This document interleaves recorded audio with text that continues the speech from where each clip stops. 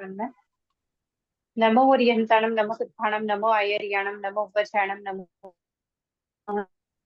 पंच नमस्कारो सब्ब पाव पनासनो मंगलानम से सर्वे सिंह परमम हवै मंगलम। ज्ञान सीखने से पहले ज्ञान सीखने का पाठ बोलेंगे। जो जन श्रद्धा भाव से करे श्रोत्र का ज्ञान ज्ञानावरणीय कर्म टले प्राप्त करे सद्ज्ञान। आपका ज्ञान अनंत है मुझे ज्ञान की प्यास, केवल ज्ञानी मैं बनूं यही है अंतिम आस। केवल दर्शी मैं बनूं यही है अंतिम। इन्हीं शुभकामनाओं के साथ गुरु प्रपंचों से गुरुजनों से जो भी जाना है सीखा वही आप सबके सामने रखने का प्रयास है। सभी को सादर जय हिंद साहब, प्रणाम साहब। जय जिनेन्द्र साहब। जय जिनेन्द्र साहब। चलिए, जय जिनेन्द्र प्रतिक्रमण साहब। में हमारे जय जिनेन्द्र साहब। प्रतिक्रमण में हमारे 3 पार्ट कंप्लीट हो गए थे। छामिनम भंते, इच्छामि धामी और आग्नि तिथि है।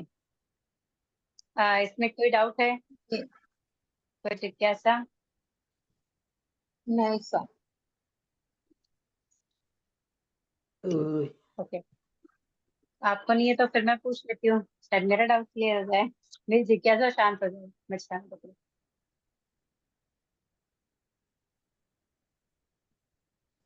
चौथे आवश्यक में इच्छा भी ठामी जो बोलते हैं ना, उसमें क्या वर्ड चेंज होता है? तो पढ़िक में हूँ। जी, इच्छा में पड़िकमेव बोला जाता है। पढ़िक में हूँ बोला जाता है। और इच्छा में ठामी का दूसरा नाम क्या है? इच्छा में ठामी का, इच्छा में ठामी का तो वो सार होता है ना, सारे तत्व पाठ का सार होता है इसमें। किसका? प्रतिक्रमण का सार पाठ। जी, प्रतिक्रमण का सार पाठ। एक नाम और बताया था। और तो याद नहीं आ रहा मैम, क्या बताया? संक्षिप्त प्रतिक्रमण। हाँ, वही प्रतिक्रमण का सार पाठ, संक्षिप्त प्रतिक्रमण एक ही ऐसा। आत्मशुद्धि का पाठ बताया था, यहाँ पर पढ़ा था। आत्मविशुद्धि सूत्र है ये। आत्मशुद्धि, विशुद्धि, विशुद्धि, आत्मविशुद्धि सूत्र है आत्म ये। विशुद्धि का पाठ। अच्छा जी, ओके सर। अब नेक्स्ट है अरहंतो महदेव का पाठ। इसका दूसरा हाँ, नाम? दर्शन सम्यकत्व। और कोई नया नाम ध्यान में किसी को? अरिहंतो महादेव का पाठ भी बोलते हैं। हाँ, अरहंतो महदेव एक, दर्शन सम्यक एक, और कोई ऐसा नाम ध्यान में है कुछ और डिफरेंट कि भाई इस नाम से भी इसको पुकारा जा सकता है?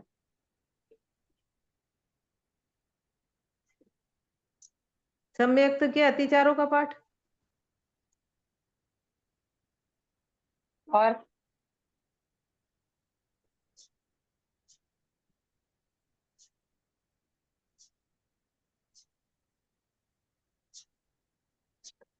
रोशनी का पाठ, प्रकाश का पाठ। हाँ, बताया था। अगर रोशनी का पाठ है। जी, अगर अच्छा, पूछा जाए कि भाई प्रतिक्रमण हाँ, में प्रकाश का पाठ कौन सा है या रोशनी का पाठ कौन सा है, तो अरहंतो महदेव। दर्शन सम्यक का अच्छा, जो पाठ है वो दर्शन रोशनी या सम्यकत्व प्रकाश का। का पाठ। जी और अच्छा, अंधकार का 18 पाठ। जी, अंधकार का पाठ है 18 पाकिस्तान। हाँ, ओके सर, चलिए स्टार्ट करते हैं।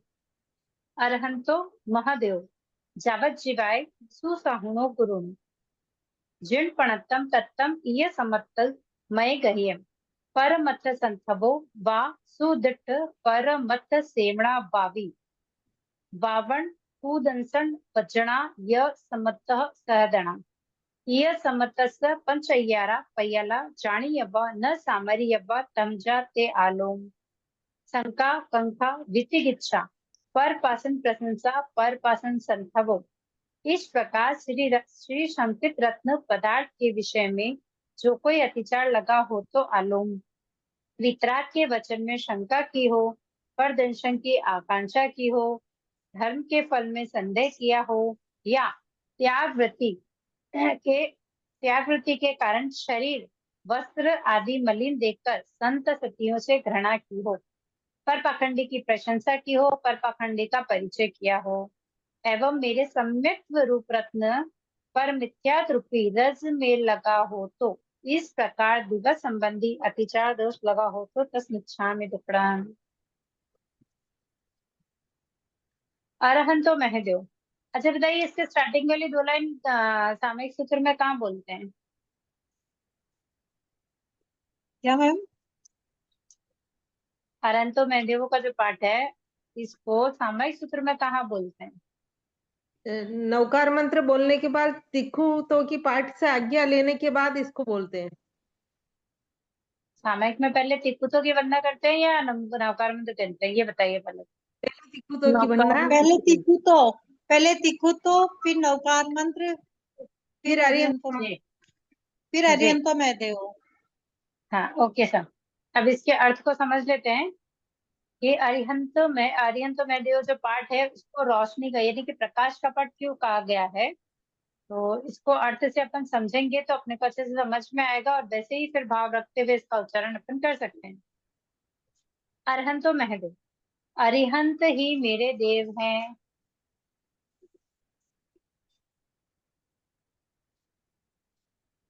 बताइए और किसको देव माना है हमने? अरिहंत को सिद्ध दो देव। कि हम इनको ही देव मानते हैं या किसी और देवों को भी पूजते हैं? जिनेश्वर नहीं, देव, जिनेश्वर देव।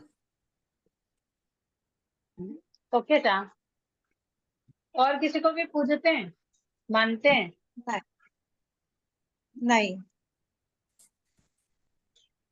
ओके। अरहंतो महदेव, अरिहंत ही मेरे देव है जब जीवाए, जब तक जीवन है। मतलब ऐसा कहेंगे कि संकेत को ग्रहण करें अगर, तो अगर इस पाठ को अपन बोले तो अपने को ध्यान है कि अपन संकेत में है या नहीं। तो अरहंतो महदेव, अरिहंती मेरे देव है जावत जीवाए, जब तक जीवन है। सुसाहुणो गुरुणो, सुसाहुणो यानी सुसाधु, श्रेष्ठ साधु, गुरुणो गुरु है, जिन पणत्तम वितराग देव द्वारा परूपित तत्तम धर्म है। देखिए, देव, गुरु और धर्म, ये तीनों हम नवकार मंत्र पे पढ़ते ही हैं, तो इसी को यहाँ हाँ, कहा गया है अरहंतो महदेवो चावत शिवाय सुसाहुणो गुरुणो जिन पणत्तम तत्तम। तो अरिहंत और सिद्ध, अरहंतो महदेव, अरिहंत मेरे देव है जब तक ये जीवन है तब तक। सुसाहुणो गुरुणो, सुसाधु मेरे गुरु है, जिन पणत्तम तत्तम वितराग देव द्वारा परूपित धर्म है। ये सम्मतम, इस प्रकार का सम्यक मैं गह्यम मैंने ग्रहण किया है। परमथ,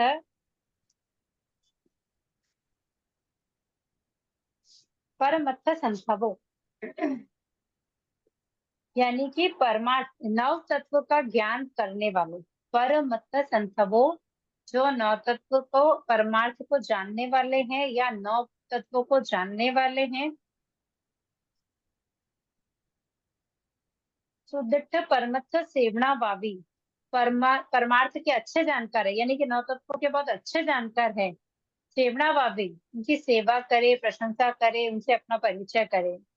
बावण्य कुदंसन, बावण्य सम्यक भ्रष्ट करने वाले। संकेत के 67 बोल किन किन को आते हैं? क्या? संकेत के 67 बोल किसको आते हैं? हाँ, एकदम से तो मैम पूरा नहीं याद तो बता, करे हुए हैं, याद है, लेकिन करीब करीब 2-3 बार कर रखे हैं। हाँ, एग्जाम ओके सर, हम ज्यादा आगे नहीं जाएंगे। संकेत का जो पहला बोल है वो कौन सा बताइए? श्रद्धा, पहले- श्रद्धान, श्रद्धान जी, पहले बोले श्रद्धान। श्रद्धान 3, श्रद्धान 4। श्रद्धान 4, हाँ। सम्यक तो का श्रद्धाचार, जी, तो परमार्थ वहां जो वो श्रद्धान 4 है वही चीज यहाँ पर है जो हमने ओके, पढ़ा ना, हाँ परमत्थ संतभो वा सुदिठ परमत्थ सेवना पावी पावण कूदंसन बचना। यहाँ तक का जो है ना, ये वही 4 श्रद्धान हैं जो हम संकेत के 67 बोल में पढ़ते हैं कि श्रद्धान 4। हाँ पहला, परमार्थ को जानने वाले या नवतत्व को ज्ञान प्राप्त करने वाले हों। हाँ, दूसरा, हाँ जो कि अच्छे जानकार हो उनकी सेवा प्रशंसा करें। तीसरा, जो सम्यक, जिन्होंने सम्यक का वमन कर दिया है। हाँ वावण कूदंसन, वावण यानी वमन करना, तो जिन्होंने सम्यक का वमन कर दिया उनकी संगति न करें। ओके सा, हाँ तो ये सर। सिर्फ जी, वहां से क्लिक करने के लिए था कि भाई यहाँ थोड़ा जल्दी से समझ में आ जाए। हाँ हाँ, अच्छा परमत आइडिया है। सेवना भावे, परमत यानी नव तत्व का ज्ञान प्राप्त करने वाले, सुदृढ़ परमत सेवना भावी, परमार्थ के जो अच्छे जानकार है उनकी प्रशंसा करना, उनका परिचय करना। बावण यानी कि जिन्होंने सम्यक का वमन कर दिया है। कूदंसन, कूदंशन यानी कि जो अन्यमति है, वर्जना, वर्जना उनकी संगति से दूर रहें। सम्मत सर्दना, ये क्या है? श्रद्धान है, यानी कि ये श्रद्धा है। ये सम्मतस्य, इस प्रकार सम्यक्त्व के पंचय्यारा पय्याला 5 प्रधान अतिचार है, जानियप्पा न सामारियप्पा, जो जानने योग्य है किंतु आचरण करने योग्य आचरण नहीं करना, है। ओके सर, ये इसलिए बताया, देखिए अगर ऐसे पढ़ने जाओगे ना तो शायद आपको याद नहीं रहेगा वर्ड टू वर्ड कि भाई है। लेकिन अगर ये आया, अभी जैसे अगर आपको लिखा जाए कि भाई इसका अर्थ लिखो, या अगर आपको जैसे अर्थ दे दिया कि भाई इसका मूल शब्द लिखो, तो अगर ये वाले अगर पॉइंट्स अगर आते हैं चारों, तो उनमें से तो आप अगर ऐसे वर्ड याद नहीं है तो आप संस्कृत के 67 बोल का एक रिवीजन डालेंगे तो आपको पक्का वाला याद आ जाएगा। हाँ हाँ जी। इस प्रकार सम्मित के 5 प्रधान अतिचार हैं, तो आचरण करने हैं। तो वे इस प्रकार है, उनकी आलोचना करता हूँ।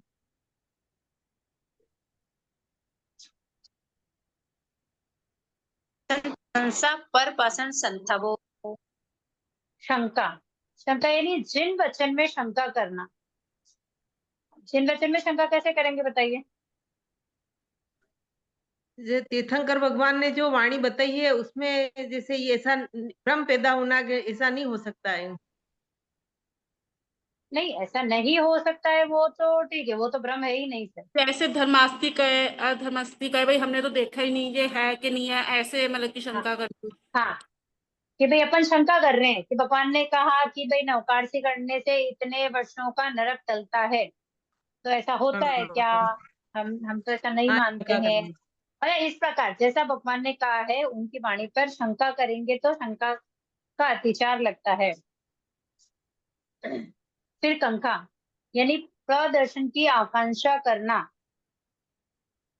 पर दर्शन की आकांक्षा करना, कैसे हाँ, समझेंगे? दूसरे धर्मों को देखकर उनकी प्रशंसा करना कि ये धर्म अच्छा है। उनकी प्रशंसा, उनकी प्रशंसा भी करना, प्लस अपने आप को भी उन्हीं की तरफ डाल लेना कि नहीं नहीं, यहाँ तो बहुत, अपने तो क्या है, एकदम शांति है, सादगी है, कुछ मजा ही नहीं आता है, चलो अपन वहां चलते हैं, हाँ वहां तो बहुत मजा आता है, हाँ, भक्ति होती है, आते हैं नाच गाने नाचते। होते हैं, जी, हाँ ऐसे। हाँ मतलब किसी भी वे में ले सकते हैं अपन, जैन धर्म वाला भी ले सकते हैं, अदर में भी अपन चाहते ही हैं, ऐसा नहीं है कि नहीं हाँ चाहते हैं। जैसे शिव जी के मंदिर है, गणेश जी के मंदिर, अभी सावन चल रहा है तो हर मंडे जैसे मतलब अपन नॉर्मली तो अपना ही कर रहे हैं, मतलब नॉर्मली अपना एक आसन और नहीं हो रहा है, लेकिन भाई नहीं सावन है तो हमारे व्रत चल रहे हैं। तो ये सब चीजें क्या है कि शंका आशंका वाला विषय, मतलब दूसरों में अपन खुश हो रहे हैं, अपने पास जो है उसको नहीं समझ रहे हैं और उसमें अपन उसको आचरण में नहीं ला रहे हैं। और दूसरों की मतलब इन सब चीजों को देखकर है ना हम खुश होते हैं और वापस हम भी उन्हीं की तरफ आगे बढ़ जाते हैं। तो ऐसी इच्छा करना या उनकी तरफ जाना, अपने आचरण में लाना, ये दोष का कारण बनता है। फिर है वित्तिक इच्छा। वित्तिक इच्छा यानी फल के धर्म के फल में संदेह करना, जो धर्म हम कर रहे हैं उसके फल में संदेह करना। जैसे मैंने एग्जांपल दिया तभी कि भाई नवकार्सी में इतने ही नरक चलते हैं, ये हो सकता है क्या? मतलब इस तरह कि जब धर्म का फल है कि भाई ये करने से इतना फल मिलता है, अगर भगवान ने कहा है तो है, हम ऐसा विश्वास रखें कि नहीं भगवान ने कहा वो सत्य ही है। अगर हमारी समझ में अगर कुछ नहीं आ रहा है, इसका मतलब हमारी बुद्धि अभी क्या बोलते हैं ना, हमारा सहयोग क्षम उतना नहीं है, इसके लिए हम उसको नहीं समझ पा रहे। या फिर जो त्यागवृत्ति के कारण, जैसे गुरु भगवंतों के जैसे कपड़े मैले होते हैं या बहुत गर्मी से जैसे पसीना आता है, उनको देख के घृणा करना कि कितनी बदबू आ रही है, ये कितना मैल जमा हुआ है, साफ भी नहीं करते हैं, ऐसा मन में भी विचार नहीं लाना, क्योंकि ये सम्यक में लगने वाले दोष हैं। पर पाखंड प्रशंसा, पर पाखंडी की प्रशंसा करना और पर पाषण संथवों पर पाखंडी का परिचय करना। जो अन्य मति है उनसे हम परिचय भी कर रहे हैं, उनकी प्रशंसा भी करते हैं कि भाई तुम्हारे यहाँ तो बहुत अच्छा है, तुम्हारे यहाँ कुछ भी हो तो मुझे जरूर बुलाना, मैं जरूर आऊं। और फिर उनके साथ बैठकर अपनी मतलब वो जैसा कह रहे हैं या वो प्रशंसा करे तो हम भी उनमें शामिल हो जाते हैं। इस पर पाखंडी प्रशंसा पर पाखंड संथवो, इस प्रकार जो कोई अत्याचार दोष लगा हो तो तत्क्षण में विक्रम। ओके सा। हम्म। चलिए 12 व्रत स्टार्ट करें आज हम। क्या मैम? 12 व्रत स्टार्ट करें आज हम। अच्छा नेक्स्ट सैटरडे को क्लास नहीं है। अच्छा अच्छा, बाहर जा रहे हैं आप? हाँ, अच्छा, मैं तो बाहर जा आज रही ही है, थी तो बस आज आज है है। लास्ट है फिर? हाँ, आज वो आप बोलेंगे तो आज है, फिर मंडे को हम वापस से कर सकते हैं इसको, क्योंकि आगे भी देखो राखी भी सैटरडे को ही आ रही है। अच्छा और फिर नेक्स्ट वीक में 2 से 3 क्लास हमारी होगी, और फिर पोजीशन के लिए पूरा मतलब ये पूरा महीना ही चला जाएगा। तो अगर आप लोग अगर रेडी होंगे कि भाई मंडे को हम कर सकते हैं, तो फिर हम मंडे ट्यूसडे को कंटिन्यू कर लेंगे, क्योंकि ये कभी भी 2 दिन तारीख में ही? वाला संडे भी जाएगा। हाँ, टाइम यही रखेंगे, क्योंकि हाँ अभी ये वाला 3 तारीख का 2 तारीख वाला सैटरडे भी जाएगा और वापस 9 तारीख वाला सैटरडे भी चला जाएगा, 2 क्लास तो हमारी वैसे ही कम हो जाएगी। हाँ हाँ, तो रख लेना तो मैम। अगर हाँ आप सबको अगर सुविधा हो कि भाई मंडे को चलेगा, तो फिर मंडे को इसी समय पर रख लेते हैं। रख लेना मैम। रख लीजिएगा। Okay sir, okay. नहीं, अब मतलब कि इस सैटरडे नहीं है क्लास? इस सैटरडे हाँ क्लास नहीं है। अच्छा, मंडे मंडे को होगी। हाँ, मंडे को कर लेते ना, ताकि क्या है कि ड्यू भी नहीं रहेगा, और आगे एक्शन में क्या है कि सिलेबस बहुत लेंथी है अपना वाला, प्रतिक्रमण को लर्न करना, उसको समझना है, तो थोड़ा समय चाहिए होता है उसके लिए। ठीक है। क्योंकि पूरा ये महीना मुश्किल से अपने 6-7 क्लास ही होनी है पूरे ही महीने के अंदर। जी, मतलब 12 क्लास में से आधी क्लास ही होगी, बाकी महीने के ये अपन 12 क्लास प्रदूषण, ले रहे हैं, उसमें हाँ आधी क्लास ले रहे ये हैं। हाँ, प्रदूषण आ और जाएंगे राखी के बाद। जी पर्यूषण आएगा तब भी, जैसे 18 तारीख को नहीं, 21 सोमवार से है। है ना अपने? फिर 21 से है? 20 तारीख से है था। 20 से है या 21 से? 20 से 20 से। है। 20 से हम्म, 20 से है। अच्छा अच्छा अच्छा। तो क्या है 19 को मंगलवार आ रहा है, लेकिन मैं फिर रहूंगी नहीं तो ये क्लास होगी नहीं। हाँ तो सैटरडे की जो लास्ट क्लास होगी 16 तारीख को, बस वही होगी, उसके बाद सीधा वापस सितंबर में ही अपनी क्लास होगी। हाँ इसके लिए अगर आप लोगों को दुविधा नहीं होगी तो अपन मंडे को कंटिन्यू करते हैं, तो दो मंडे 3 मंडे जो भी आएगा तब अपन कर लेंगे। जी। Okay sir. 12 व्रत, जस्ट 12 स्थूल, स्थूल का मतलब क्या होता है? स्थूल मैंने मोटा। Okay sir. तो जो 12 व्रत हम पढ़ रहे हैं उनको स्थूल का, यानी कि ये 12 स्थूल जो है वो मोटे रूप में है। मतलब इसमें जो चीज 5 अतिचार जो बताए गए वो मोटे मोटे रूप में बताए गए। फिर अपन अनुव्रत पढ़ेंगे तो उसमें बारीकी से बताए गए हैं भाई कौन कौन से जीवों को लिया गया है, किस किस प्रकार से लिया गया है, वो चीज फिर अपन अनुव्रत में पढ़ेंगे। तो पहला व्रत स्थूल प्राणातिपात। जीर्ण व्रत में जो कोई अतिचार लगा है तो आलोम, रोष वश गाढ़ा बंधन बांधा हो, क्रूरता पूर्वक मारपीट की हो या गाढ़ा घाव गाला हो, शरीर के किसी भी अवयव का छेद किया हो, अधिक भार भरा हो, भात पानी बंद किया हो, इस प्रकार दिवस संबंधी अतिचार दोष लगा हो तो तस्मिच्छामि दुक्कडम। पहला व्रत स्थूल, यानी कि पहला जो व्रत है वो मोटे रूप से बता रहे हैं। पहला व्रत क्या है हमारा? प्राणातिपात। प्राणातिपात। प्राणातिपात का मतलब जीवों प्राणों की का हिंसा, अतिपात करना, प्राणों का जी, अतिपात प्राणों करना। का अतिपात करना, यानी कि अतिपात किसी करना, को हिंसा मार देना। करना, किसी जीव की हिंसा करना। जी, तो प्राणों का अतिपात यानी प्राणातिपात। विरमणम व्रत, विरमणम यानी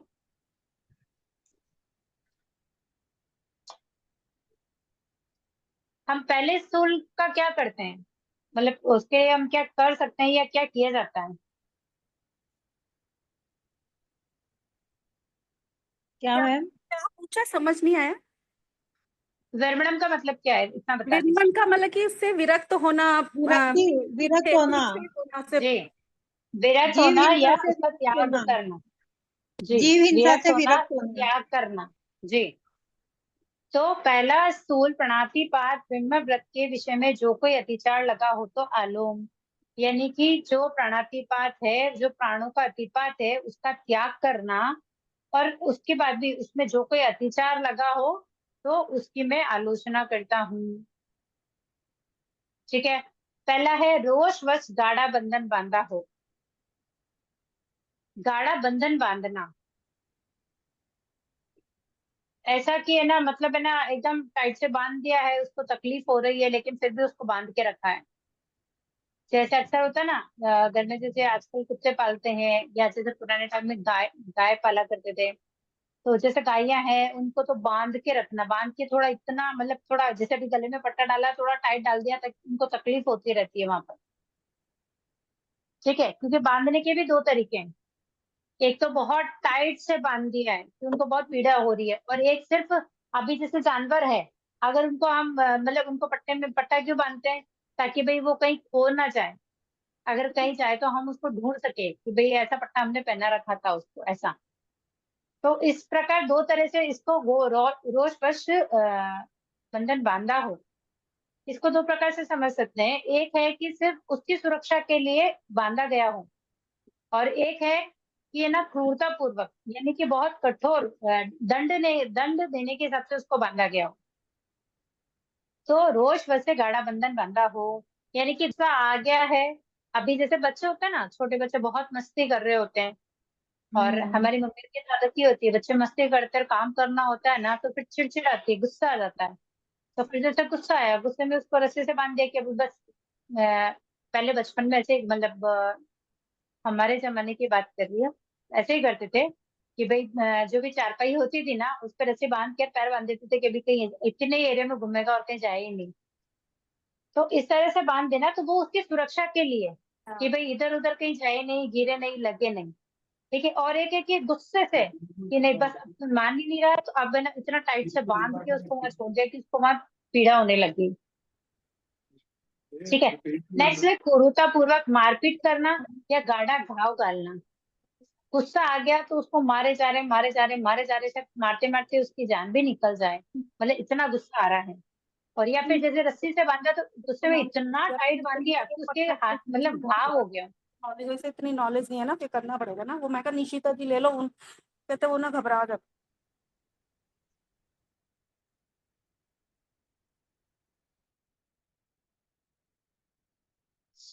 गाढ़ा घाव डाला यानी कि बहुत टाइट से बांधना, और जिस जगह बांधा उस जगह घाव हो जाता है। शरीर के किसी अवयव का छेद किया हो, शरीर के किसी भी अवयव का छेद किया हो। देखिए इसके भी दो प्रकार से हम समझ सकते हैं। एक तो हम हैं, अभी हमारे बच्चों के हम नाक भी नाक छिदवाते हैं, कान छिदवाते हैं। ठीक है। और एक है कि पशुओं को मतलब बड़ी बड़ी सलाखों से उनके कान नाक पे छेद किया जाता है, तो वो उनको पीड़ा पहुंचाई जाती है। फिर अधिक भार भरा हो, उसकी क्षमता ही नहीं है फिर भी उस पर भार भरा जा रहा हो। अगर जैसे अपने कामवाली आती है, ठीक है, अब अपने को पता है अरे कामवाली आएगी तो फटाफट कपड़े धोने वाली है, तो ये भी डाल दो, ये भी डाल दो, ये भी वॉश हो जाएगा, ये भी हो जाएगा। तो इस तरह जितना उसकी कैपेसिटी है उससे भी कई ज्यादा उसे काम करवा लिया। आहार पानी बंद किया हो, भोजन का समय हो और उसमें अंतराय डाली हो। बताइए कैसे? जैसे ऋषभ देव भगवान के पूर्व भाव में जब किसान नहीं, काम वाली का काम बढ़ाते जा रहे हैं, उसको खाने का टाइम भी निकल रहा है। नहीं, जैसे जी। कोई खाने बैठे है ना तो भी हम उसे कह देते ये कर दे, हाँ जैसे काम वाली अगर इसको हाँ, तो मतलब अंतराय डालना। भाई यहाँ है आहार पानी बंद करना। बंद करने इसका मतलब तो ये हो गया कि अभी जैसे किसी के खाने का समय है, ठीक है, तो अपन क्या करें कि नहीं ये थोड़ा सा काम और कर दो, उसके बाद में जाके खाना खा लेना। तो ऐसा करना ये भी वैसा ही है। और अगर कोई खाना खाने बैठा है और हम उनको बोले नहीं पहले 2 मिनट ये काम कर दो ना, 2 मिनट ये काम कर दो फिर खाना खा लेना, तो ऐसा करना, दोनों ही सिचुएशन में हिंसा वाला दोष अपने को लगता है। इस प्रकार दिवस संबंधी अतिचार दोष लगा हो तो तस् आलोम। अच्छा बताओ, 12 व्रत में आलोम शब्द कब बोला जाता है और मिच्छामी दुक्कडम शब्द कब बोला जाता है? कौत्सक करते हैं आलोम शब्द उसमें तो आलोम बोलते हैं बोला जब हम जाता है, ध्यान लेते और हैं, प्रकट में बोलते हैं जब प्रकट में बोलते हैं तो मिच्छा में इच्छा में दुक्कडम रहते दुक्कडम। हैं। ओके, आलोम का मतलब क्या है? आलोचना करता हूँ, और मिच्छामी दुक्कडम? मेरे पाप निष्फल जब हो। आप निष्फल मिथ्या हो। हो। जी, आलोम यानी आलोचना करना।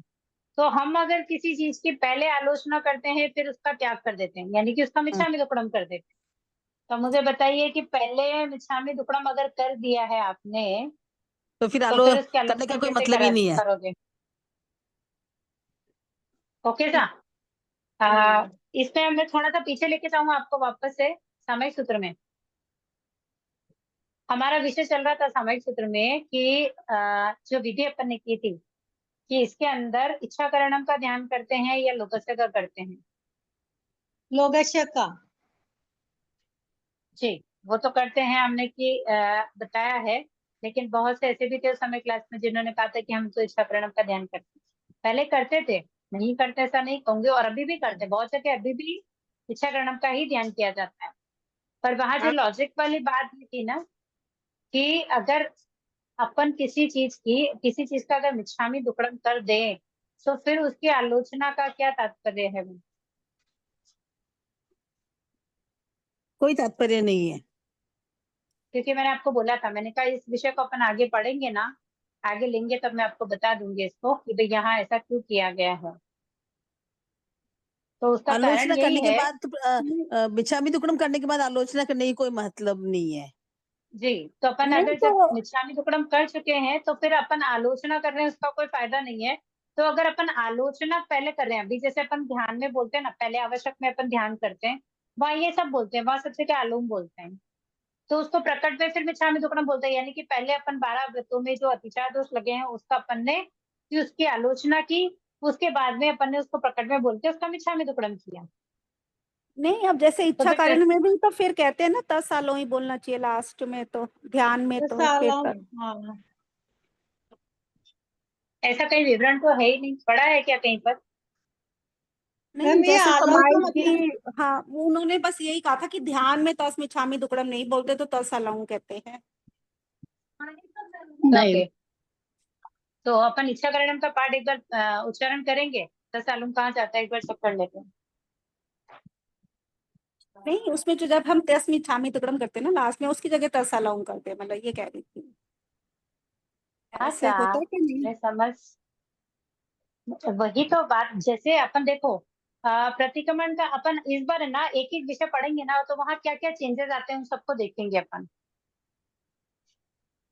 ठीक है ना, ताकि अपने को ध्यान में रहेगा कि भाई ये चेंजेस है। हम क्या करते हैं, हम अक्सर हमने अभी देखो प्रतिक्रमण मेरी क्लास में लर्न सबको लर्न है, ठीक है, और सबको सारी जानकारी होगी, डेफिनेटली होगी, ठीक है। लेकिन शायद कुछ कुछ ऐसी चीजें हैं जो अपन क्या सिर्फ पार्ट पढ़ते हैं, उसके अर्थ को देख लेते हैं, क्वेश्चन आंसर भी पढ़ लेते हैं, लेकिन उसमें जो होने वाले चेंजेस है वहां पर हमारा फोकस नहीं जाता है। और फिर हम क्या है कि कंटिन्यूस जो पढ़ते हैं उसको पक्का कर लेते हैं, फिर जब चेंजेस आते हैं तब अपन कहते हैं कि ये चेंजेस अब मुश्किल हो जाएंगे, थोड़ा चेंज होएगा ही नहीं, बार बार में वही मुंह पे आता है जो अपन इतने टाइम से बोल रहे हैं। जैसे अब अगर हम कहीं वो सामायिक में भी अगर जाते आते हैं तो उसके बाद इच्छा कारण का ध्यान नहीं करते, अ, तब तब तस्मिच्छामि दुक्कडम ही बोलते हैं ध्यान में तब। तस्मिच्छा में दुक्कडम ही बोलते हैं। अभी देखो, आपने पोषक किया है, संवर किया है, ठीक है। अगर आप बाहर कहीं गए हो, पर्यटने गए हो, वापस आए हो, तो क्या करोगे? इच्छा करणम का ध्यान ही करोगे, हम्म। ठीक है। वहां ध्यान वो करना है कि भाई हम आने जाने में जो क्रिया लगी उसका मिच्छा में दुक्कडम हम दे रहे हैं, ठीक है। तो सामयिक में भी यही है ना, कि हम जाके जब सामयिक लेने की जगह पर बैठ रहे हैं, तब हमने जो उससे पहले की क्रिया की है उसका मिच्छामि दुक्कडम अपने को वहां करना है। तो अब हमने पहले उसका मिच्छामि दुक्कडम कर दिया है। अब आप कह रहे हो कि ध्यान में आलोम बोलेंगे, तो पहले आपने प्रकट में आलोम बोला है क्या? प्रकट में आप नहीं बोला। मिच्छामि दुक्कडम ही तो बोलते हो, इच्छा करणम बोलने के बाद ही हम ध्यान करते हैं। हाँ, पहले तो इच्छा हम करणम बोलने के बाद ही ध्यान करते हाँ, हैं। हाँ जी, हाँ जी। जी, इच्छा करणम अपन प्रकट बोलते हैं, तो वहां क्या बोला अपन ने? वहां पे जीवियो तस्मिच्छामि गौरव्य दुक्कडम। तस्मिच्छामि दुक्कडम, यानी कि मैटर खत्म कर दिया हमने वहां पर। हम्म। फिर तसोत्तरी बोला कि हम ध्यान करने जा रहे हैं। जब आप निच्छामि दुक्कडम भी कर चुके हो, तो फिर आप ध्यान में वापस से आलोम कैसे बोल रहे हैं? अच्छा, हाँ वो तो ठीक है। एक्चुअली ऐसा मैं तो समाइक में ऐसा वैसे लोगस ही करती हूँ, लेकिन संवर में ना, अब जैसे संवर में हम लोगस इसका इच्छा कारण का ध्यान करते हैं, संवर में आने जाने जैसे, तो मैं कह रही थी तब।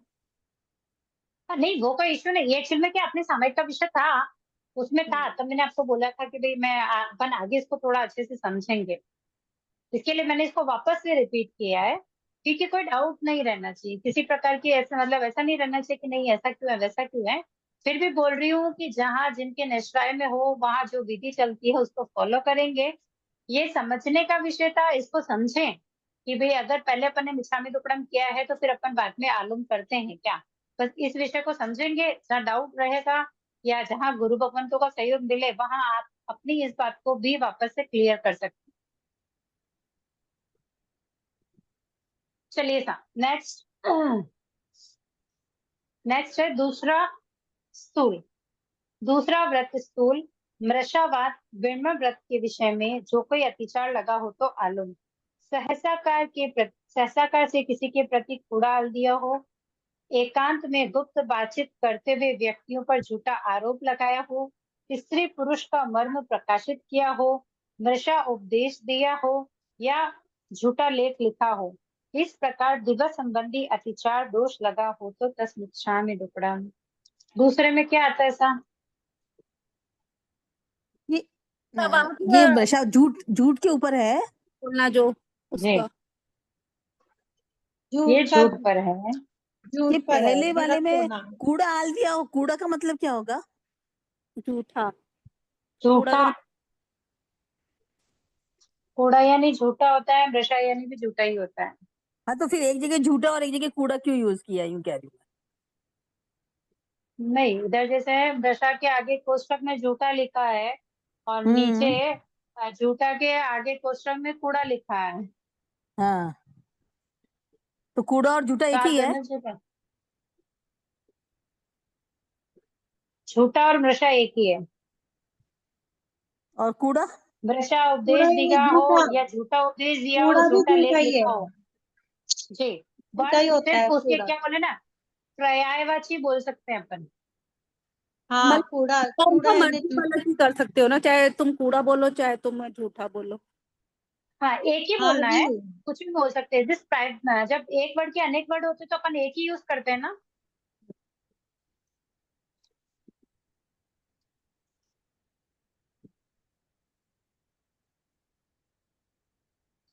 चलिए, तो पहले था सहसा, सहसाकार से किसी के प्रति कुड़ाल दिया हो, यानी कि सहसाकार यानी बिना सोचे समझे किसी पर भी झूठा कलंक लगा देना। कुछ नहीं पता, हमको कोई जानकारी नहीं है क्या बात चल रही है, कैसी है, किसके बारे में बात चल रही है, नॉट आइडिया। चलती हुई ट्रेन में चढ़ गए हैं, कौन से डब्बे में चढ़े हैं, वहां जाकर हम क्या कर रहे हैं, कोई आइडिया नहीं है। तो किसी के बिना सोचे समझे किसी के ऊपर झूठा कलंक लगाना, क्योंकि अक्सर आदत होती है, देखते कुछ और है और बोल जाते कुछ और हैं। तो इस तरह से अगर झूठा आरोप लगाएंगे तो दूसरा जो मृषावाद है उसका पहला ही दोष लग जाएगा। फिर एकांत में गुप्त बातचीत करते हुए व्यक्तियों पर झूठा आरोप लगाया हो। अगर दो लोग हैं, बात कर रहे हैं एकांत में, तीसरा पर्सन दूर से देख रहा है, तो जैसे ही कि अगर अभी जैसे दो लोग बात कर रहे हैं, तीसरे व्यक्ति की तरफ देखते हैं, वापस अपनी बात में लग जाते हैं, तो उसको लगता है कि ये मेरे ही विषय में बात कर रहे हैं।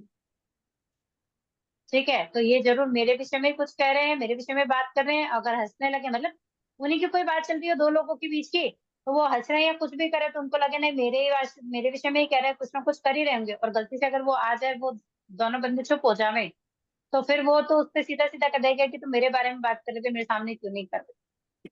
तो इस तरह से एकांत गुप्त बातचीत करते हुए कोई भी व्यक्ति है, उस पर आरोप लगाना कि भाई तुम क्या बात कर रहे थे, क्यों कर रहे थे, जबकि हमको पता ही नहीं है कि वो विषय क्या था। स्त्री पुरुष का मर्म प्रकाशित किया हो। स्त्री पुरुष का और पुरुष स्त्री का कोई भी गुप्त बात होती है, जैसे हस्बैंड वाइफ होते हैं, बीच में बहुत सारी ऐसी बातें होती है किसी तीसरे को नहीं पता होनी चाहिए। लेकिन अगर पुरुष ऐसी कोई बात अपनी किसी और को बताता अपनी स्त्री की, और स्त्री किसी अपने पुरुष की बात किसी को बताती है, तो वो मर्म प्रकाशित करता है, यानी कि वो झगड़ा करवा सकता है, कलह करवा सकता है, पूरा घर खराब कर सकता है, बात डिवोर्स तक जा सकती है, लड़ाई झगड़े अत्यंत बढ़ सकते हैं, हिंसा हो सकती है।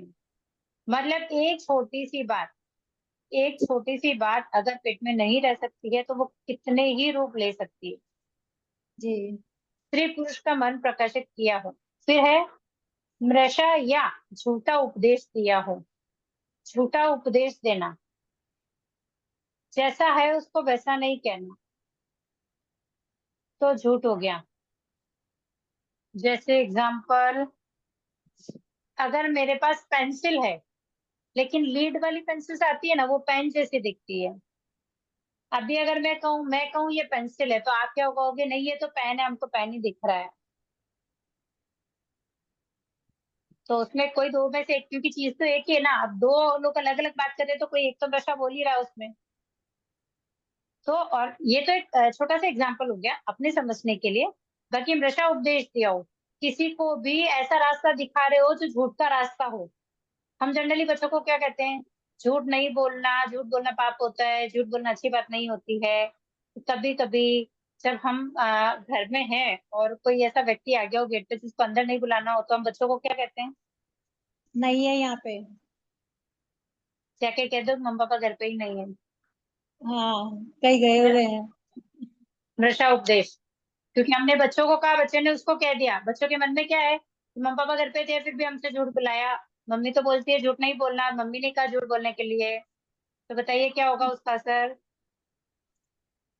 ओपन हो जाएगा वो। फिर बच्चा झूठ बोलने लगेगा ना। नहीं। पहले वो हमारे कहने पे झूठ बोल रहा है, सिखा तो हम ही रहे हैं, फिर हम हाँ। बोलते बच्चे झूठ बोलते नहीं। हम बहुत सी चीजें ऐसी करते हैं छोटी छोटी, जो हम तो अपनी भाषा में कह देते कि व्यवहार में लेके चले जाते हैं उस बात को, पर वो व्यवहार हाँ। बच्चों के साथ है ना, उनकी लाइफ से जुड़ जाता है। तो जब बच्चा कहता है कि भाई मम्मी को ऐसा लगा था, तो मम्मी ने ऐसा कह दिया, पापा को लगा पापा ने कह दिया, हमको बोलते झूठ मत बोलो, और वो हमसे ही झूठ बुलवा रहे हैं। तो फिर बच्चे झूठ बोलेंगे या नहीं बोलेंगे, बताइए। बोलेंगे। बोलेंगे। तो झूठा उपदेश दिया हो। फिर है झूठा लेख लिखा हो। कुछ भी ऐसी चीज लिख कर देना जो किसी का भी घात कर सकती है। जैसे आपको पता ही नहीं है कि भाई वहां क्या चल रहा है, लेकिन फिर भी आपने अगर कोई लेटर आया उस पर साइन कर दिया कि मेरी सर्व सहमति है। झूठा लेख लिखा हो, किसी के लिए झूठा पत्र लिख देना, ये सब उसी के अंदर आता है। झूठे लेख में बहुत सारी चीजें होती है, जैसे हम जनरली अकाउंट्स होता है, जो बिजनेसमैन है या बिजनेस करते हैं, अकाउंट्स लिखते हैं, वह बहुत सारी चीजें हेरफेर करके लिखते हैं वहां पर, इसे सर झूठा लेख जी लिखा हो। आपको बोल रहे हैं। इस प्रकार दिवस संबंधी अतिचार दोष लगा हो तो तस्मिच्छामि दुक्कडम। Okay sir. हाँ सर। चलिए तीसरा ले लूं। अदत्ता दान। ओके। तीसरा व्रत स्थूल अदत्ता दान। ब्रह्म व्रत के विषय में जो कोई अतिचार लगा हो तो आलूम। चोर की चुराई हुई वस्तु ली हो, चोर को सहायता की हो, राज्य विरुद्ध काम किया हो, कूड़ा तोल कूड़ा माप किया हो, वस्तु में भेद सम्मेल की हो, जो में दिवसीय अय्यारों का तस्मिच्छामि दुक्कडम। अदत्तदान यानी चोरी। चोरी। तो यहाँ किस प्रकार की चोरी की बात है? मोटी चोरी की। मोटे रूप से। मोटे रूप से चोरी। देखिए अपन छोटी छोटी बात तो कर ही नहीं रहे, छोटी छोटी रूप तो अपन 24 आवर्स में कितनी बार कर लेते हैं, ठीक है। यहाँ मोटे रूप में हो रही है, जिसको भी हम करते हैं, ठीक है। जैसे पहला है चोर की चुराई हुई वस्तु ली हो, लेते हैं क्या? हाँ बहुत तो सी चीजें बेचने बेचने वाला आ आ जाते जाता है हैं। तो लेते हैं। हाँ अभी जैसे बाजार में बेचने वाले आ जाते हैं गलियों में, चप्पल ले वो लेते तो हैं। चोरी करके लाता है और अपन खरीद लेते हैं, अपने को क्या पता। नहीं पता होता है, कैसे पता नहीं होता, बताओ मुझे।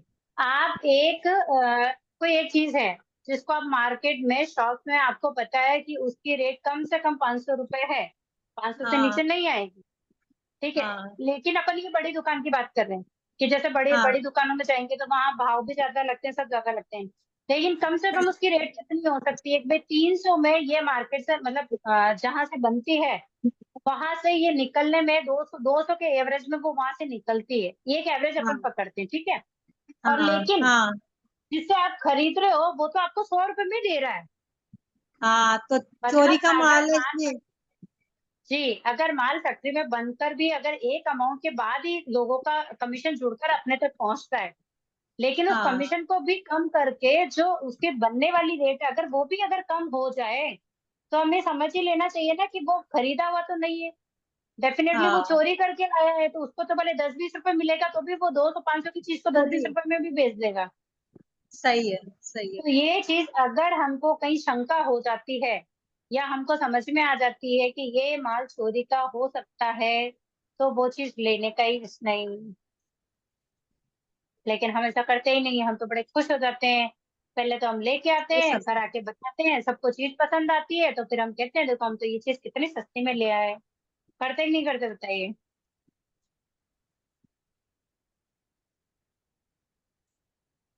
फरमाइए सा। होता है होता है। हाँ सा,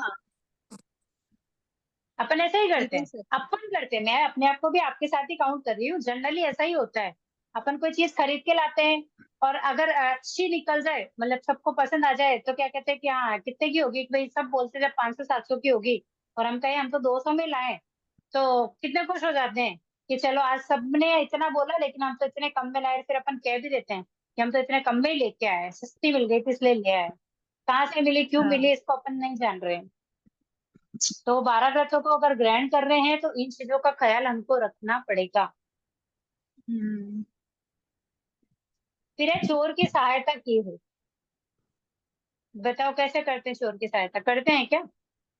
कोई चोरी करके आया और उसको अपने घर में रख लिया हो, छुपा लिया हो, तो उसकी वो शायद तो ठीक है, पुलिस वैसा आ अगर रही है अपन उसको, वैसा अपन पुलिस आ रही है उसको पकड़ने के लिए, पुलिस आ रही है उसको पकड़ने के लिए और अपन उस आदमी को अपने घर में छुपा लिए, तो उसकी सहायता करना ही हो गया ना। चलो वो तो बहुत दूर की बात हो गई। नॉर्मली बताइए हम रूटीन लाइफ में चोर की सहायता कैसे कर रहे हैं? से सामान खरीद कर। यस, जो अभी बोला है ना कि भाई चोर की चुराई हुई वस्तु लियो, अगर अपन किसी की वस्तु को खरीद रहे हैं, एक बार खरीदेंगे दोबारा अपन जाएंगे वो बंदा वही मिलेगा, अपने को समझ में आ गया ये चोरी का है, लेकिन फिर भी हम ले रहे हैं क्योंकि सस्ती दे रहा है, वो चीज कंपनी की है लेकिन सस्ती मिल रही है, हम फिर से लेंगे। तो ऐसा करने से उसका मनोबल बढ़ता है और वो फिर से चोरी करता है और फिर से लाकर बेचता है। पहली बात तो ये वाली चोरी की सहायता। दूसरा क्या होता है कि किसी को इशारा कर देना। अपने को पता है कि भाई यहाँ पर चोरी की संभावना ज्यादा होती है, ऐसे लोग ज्यादा मिलते हैं, फिर हम वहां पर क्या बोलते हैं, अरे अपने बाजू वाली तो बाहर गई है, वो तो यहाँ पर है ही नहीं, कितने 3-4 दिन में आएगी, उनके घर पे कोई नहीं है। तो ये चोर को उस घर का रास्ता बताने जैसा हो गया। तो यहाँ भी हमको दोष लगता है कि चोर की सहायता कर देते हैं हम जाने अनजाने में। जी। फिर है राज्य विरुद्ध काम किया हो। राज विरुद्ध काम किया हो। बाइक्स कौन कौन चलाता है, हाँ? मतलब गाड़ियां कौन कौन चलाता है। बहुत शॉर्ट वाला उदाहरण दूंगी तो जल्दी से समझ में आ जाएगा, ज्यादा लंबा नहीं जाऊंगी इसमें। जैसे चला राज विरुद्ध में मोटा मोटा मोटा लेंगे तो इनकम टैक्स की अपन जो चोरी करते हैं वो राज विरुद्ध में आता है। हाँ। ठीक है, और जनरल सी बात बताऊंगी, गाड़ी कोई चलाता है यहाँ पर। हाँ मैं चलाती थी पहले। चलाती हूँ ओके मैं। चलाते थे। ओके चलाते भी हैं और पीछे बैठते भी है। ओके मतलब आइडिया तो सबको है, नो प्रॉब्लम। अब आप अगर सिग्नल पर पहुंचे हो, ठीक है, सिग्नल का है कि सिग्नल के आपको यू टर्न करके फिर जाना है, और कुछ लोग हाथ से कट मार के जा रहे हैं, तो आप क्या करेंगे ये बताइए। राज्य विरुद्ध, यू ये टर्न राज्य मार के विरुद्ध काम जाएंगे हो या गया। हाफ कट मार के जाएंगे। हाँ नहीं जो जहाँ सिग्नल है उधर से होके जाएंगे। नहीं, अरे आप मानो कि जहाँ आप बीच में खड़े हो, आपके आगे पीछे भी गाड़ियां हैं, अब वो सब वन साइड ही जाने वाली है और सब शॉर्टकट ही मार रही है, तो आप क्या करोगे ये बताओ। हम भी उन्हीं के साथ निकल जाएंगे। उन्हीं के साथ ही निकलेंगे ना, हम शॉर्टकट। उन्हीं के साथ निकल गए तो क्या हो गया वहां पर। राज्य विरुद्ध राज्य के काम हो गया। जो रूल है, जो बिल्कुल रूल सर, है उसको फॉलो नहीं कर रहे। बिल्कुल जो रूल राज्य में बनाए गए हैं, जहाँ अपन रहते हैं ना, उसको वहाँ के फॉलो जो नहीं कर रूल्स रहे। है अगर अपन फॉलो नहीं करें तो राज्य विरुद्ध काम होता है। हाँ।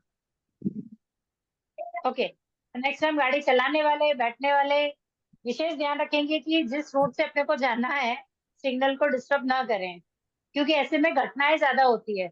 कभी क्या है, अपनी क्या आदत पड़ जाती है, कभी कभी तो भीड़ में निकल जाते हैं, लेकिन जब अपने को आदत पड़ जाती है ना कि नहीं शॉर्टकट मार लेंगे, हर बार ही मारते इस बार भी मार लेंगे, तो कभी जब क्रॉस में गाड़ी आ रही होती है ना तो वहां एक्सीडेंट के चांस ज्यादा होते हैं। तो ये राजविरुद्ध काम किया हो। फिर है झूठा तोल झूठा माप। झूठा कह दीजिए, कूड़ा कह दीजिए। हाँ कूड़ा तोल कूड़ा माप करना। चल पप्पा ने जैसे ललित ने फोन करना। प्लीज पीछे से माइक म्यूट कर लीजिए। कोई रो बबडा तू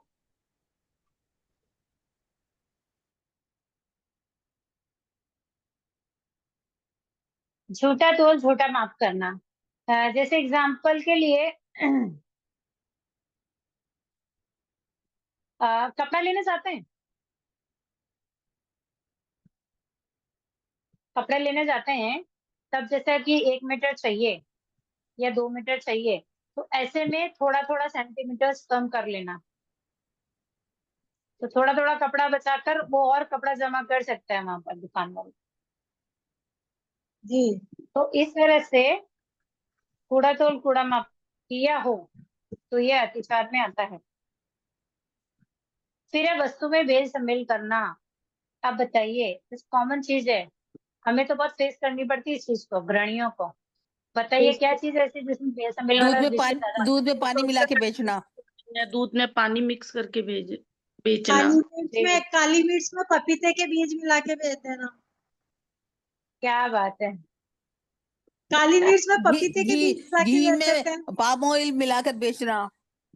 हाँ। जी, मतलब इस तरह की वस्तुओं में, मतलब ऐसी कोई भी चीज जिसमें ना मिलावट करके बेचते हैं, तो वस्तु में बेल सम्मिल किया हो, ये वाला अतिचार वहां पर लगता है। अब सोचिए ये सिर्फ मोटे मोटे रूप में है, अपन अणुव्रत में जाएंगे तो ये तो बहुत गहराई पे चला जाएगा। तो अगर अपन जी। मोटे रूप में भी कर रहे हैं तो मानो कि हम छोटे रूप में कैसे बच पाएंगे फिर। इस प्रकार दिवस संबंधी अतिचार दोष लगा हो तो तस्मिच्छामि दुक्कडम। चौथा व्रत, स्वदार संतोष पर विवर्जन रूप मैथुन, परदार विवर्जन रूप मैथुन। विमल व्रत में जो कोई अतिचार लगा हो तो आलोम। इतरीय परिकहिया से गमन किया हो, अपरिकहिया से गमन किया हो, अनंत कीड़ा की हो, पराय का विवाह नाता कराया हो, काम भोग की तीव्र अभिलाषा की, जो में दीर्घी अय्यारो खाओ तस निच्छामी दुक्कडम।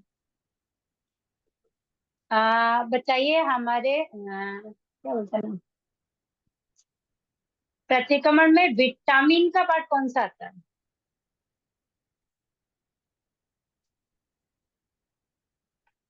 विटामिन का हम्म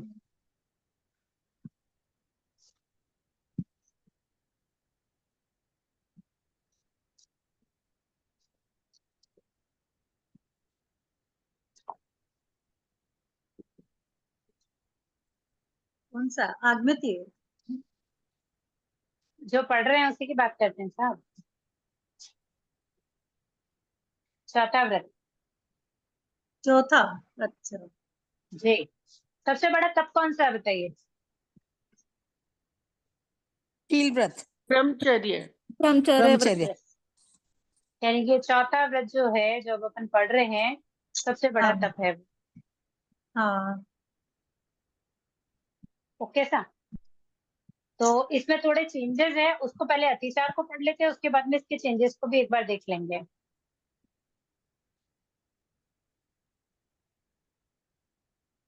जी, पढ़ाई। इतरी परिगया गमने, इतरी परिगया गमने, यानी कि कुछ समय के लिए पैसे वगैरह देकर किसी स्त्री को लाए और उसके साथ गमन किया हो।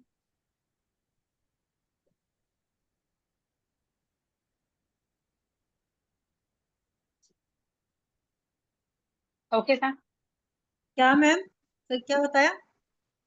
इतरी परिगया गमने, यानी हाँ कि किसी स्त्री को कुछ समय के लिए, मतलब पैसा देकर लाकर और उनके साथ हाँ। गमन किया हो। अच्छा। अपरिगया गमने, जिसके साथ शादी सगाई तो हो गई है पर अभी तक शादी नहीं हुई है, उसके साथ गमन हाँ। किया हो। हम्म। अनंग कीड़ा की हो, काम सेवन के अंगों के अलावा अन्य अंगों से काम क्रीड़ा करना हम्म। अतिचार है। फिर पराये का विवाह नाता कराया हो। बताइए हम इसमें शामिल है कि नहीं है? ये ना,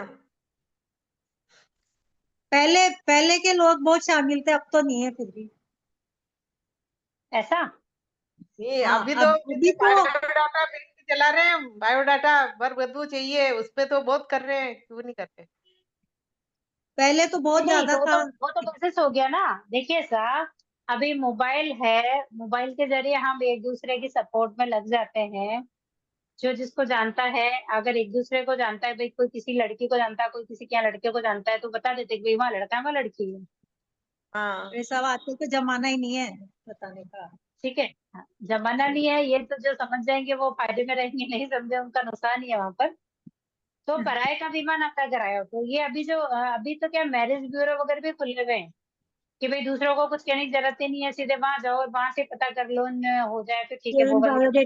जेन बायोडेटा हो गया आजकल तो। जी। तो ऐसी चीजों के साथ, मतलब अगर पराये का विवाह नाता कराते हैं तो चौथे व्रत में दोष लगता है। हाँ अब आप समझ रहे हैं इसको? जैसे किसी ने शील व्रत का त्याग कर दिया, शील व्रत को ग्रहण कर लिया है, हाँ ओके, लेकिन हाँ। वो इस तरह की शादी ब्याह अगर करा रहा है, तो क्या वो शील व्रत का पालन कर रहा है?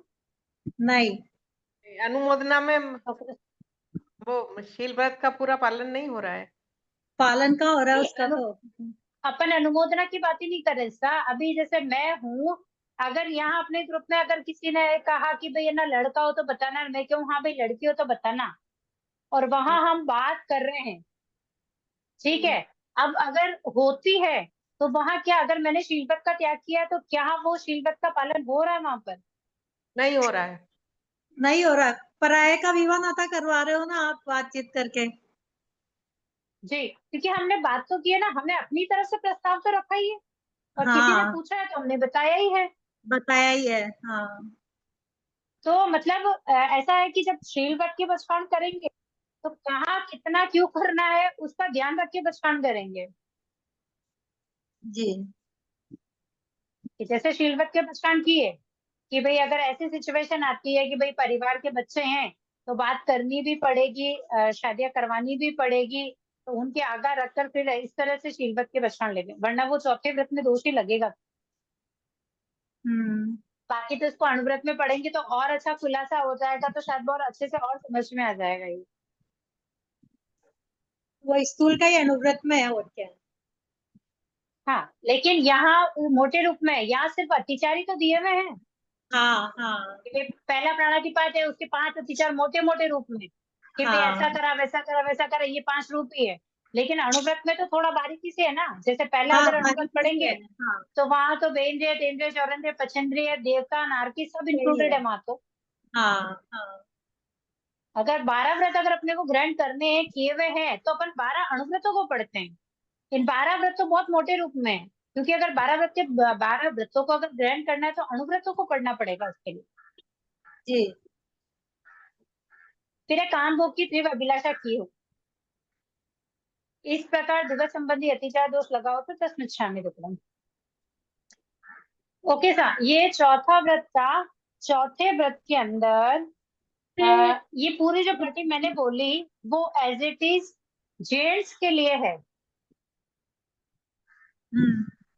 जो पार्टी मैंने उच्चारण की है वो जेंट्स के लिए है, लेडी के लिए इसमें चेंजेस है।